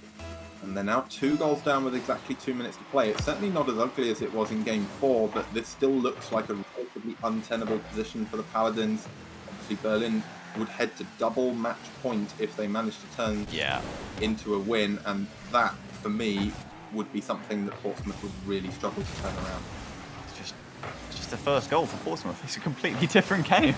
Yeah. Completely and utterly different game. Not just in terms of the fact that, you know, Berlin inevitably play worse, but it's the fact that Portsmouth play so much better. And you can tell their heads go down after conceding the first goal. And not so much that it goes down, but they sort of confine themselves, well, unless we can do something incredible here, this one's probably out of our reach. Because understandably, so far of what we've seen, that has been the case. They have to turtle up, they have to keep the defense, but there's no point when you need to be chasing a goal in the first place. And when Berlin have the confidence that they've had for 2 games on the bounce right now, it's so hard to answer them. That maybe is a chance, but Nagflow is back in time, and these hopeful counter-attacks, you know, when you can't be clinical on them and when Berlin don't have to overcommit to chase a goal, it's so hard to get the goals you need off of them.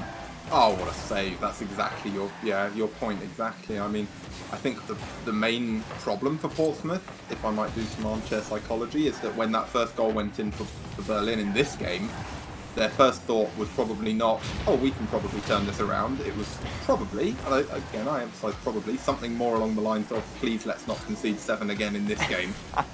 And, you know, they haven't conceded 7, but they were so focused on not conceding that they've forgotten to score, and it looks very much like Game 5 will go in favour of the German side here. It's just beautiful from Tigri on both ends of the field, and that's the case at the other end, really. When Phoenix don't have to chase the lead, they're able to have the numbers back, and 2 huge saves have been made by Tigri on the 2 main chances of the game that Portsmouth have had. And they may not have been shut out last game, but in fairness, it was certainly against the run of play here, and it's just so hard for them to pick themselves back off the floor for Game 6 here, if they're going to be able to strike first, if they're going to be able to give themselves hope. And it's just like, oh my goodness, nearly an incredible hat-trick that would have been. No, actually would only have been the second for Tigri here in this game. Imagine only winning that game 3-0. What a disappointment off of Game 4, right? Yeah, I mean, write in and complain. We'll send you some addresses for the viewers at home to shout at Berlin Phoenix for only scoring 4. You know, not good enough really, is it? One thing I will say, and maybe again I'm mischaracterising the Portsmouth Paladins slightly here, I feel like you come into this series and you say, here you go Portsmouth, you take a 6-game series and you know, you perform better against the Berlin Phoenix than any other team has in the best part of a year, they'd probably, you know, be quite happy with that. I would, you know, again, I don't know them well enough to assume, but I certainly would be, you know, if I was in their shoes. You come into that and you say 6 games. The problem is, of course, now that they won those 2 games and it looked so good when they were doing that, that I think they'll be a little disappointed if that is the way it goes. I can still see them turning it around. It would be an absolute miracle at this stage, though. Yeah, certainly needing, you know, I think it's a car change from Ryko. He's left the game. Any sort of mental reset they can get is exactly what they need. At this point, it is all or nothing. You know, they have proven to themselves that they can do it. And if they do get themselves back to a potential grand finals against the Berlin Phoenix, then that will bode well for them. They'll come in with more confidence than they would have having they got slapped 4-0, no matter what in, you know, the series as a whole. And maybe the Berlin Phoenix will know that as well, although unfortunately they'll certainly have their guard up, as there really was a chance earlier in this series. And, you know, if Game 4 goes the other way and Paladins get an opening goal, not that you can really say that a Brazil could ever go the other way, but the reality is it really could have. You know, it's just that effectively so much of Portsmouth's reliable strategy is, if we don't get the first goal, then we're probably not going to get any others. And effectively, we do have to park the bus coming into the final minute or 2. And that is how you frustrate Berlin. That is how you make them play worse. And right now, they're really not doing that. They're playing quite fantastic, and it's hard to see them not pulling away and seeing off the series in this Game 6. Yeah, and it's exactly like you say with the importance of the first goal. Like, you know, it's almost like these two teams are doing a gladiator style, and I mean the TV show rather than the Romans.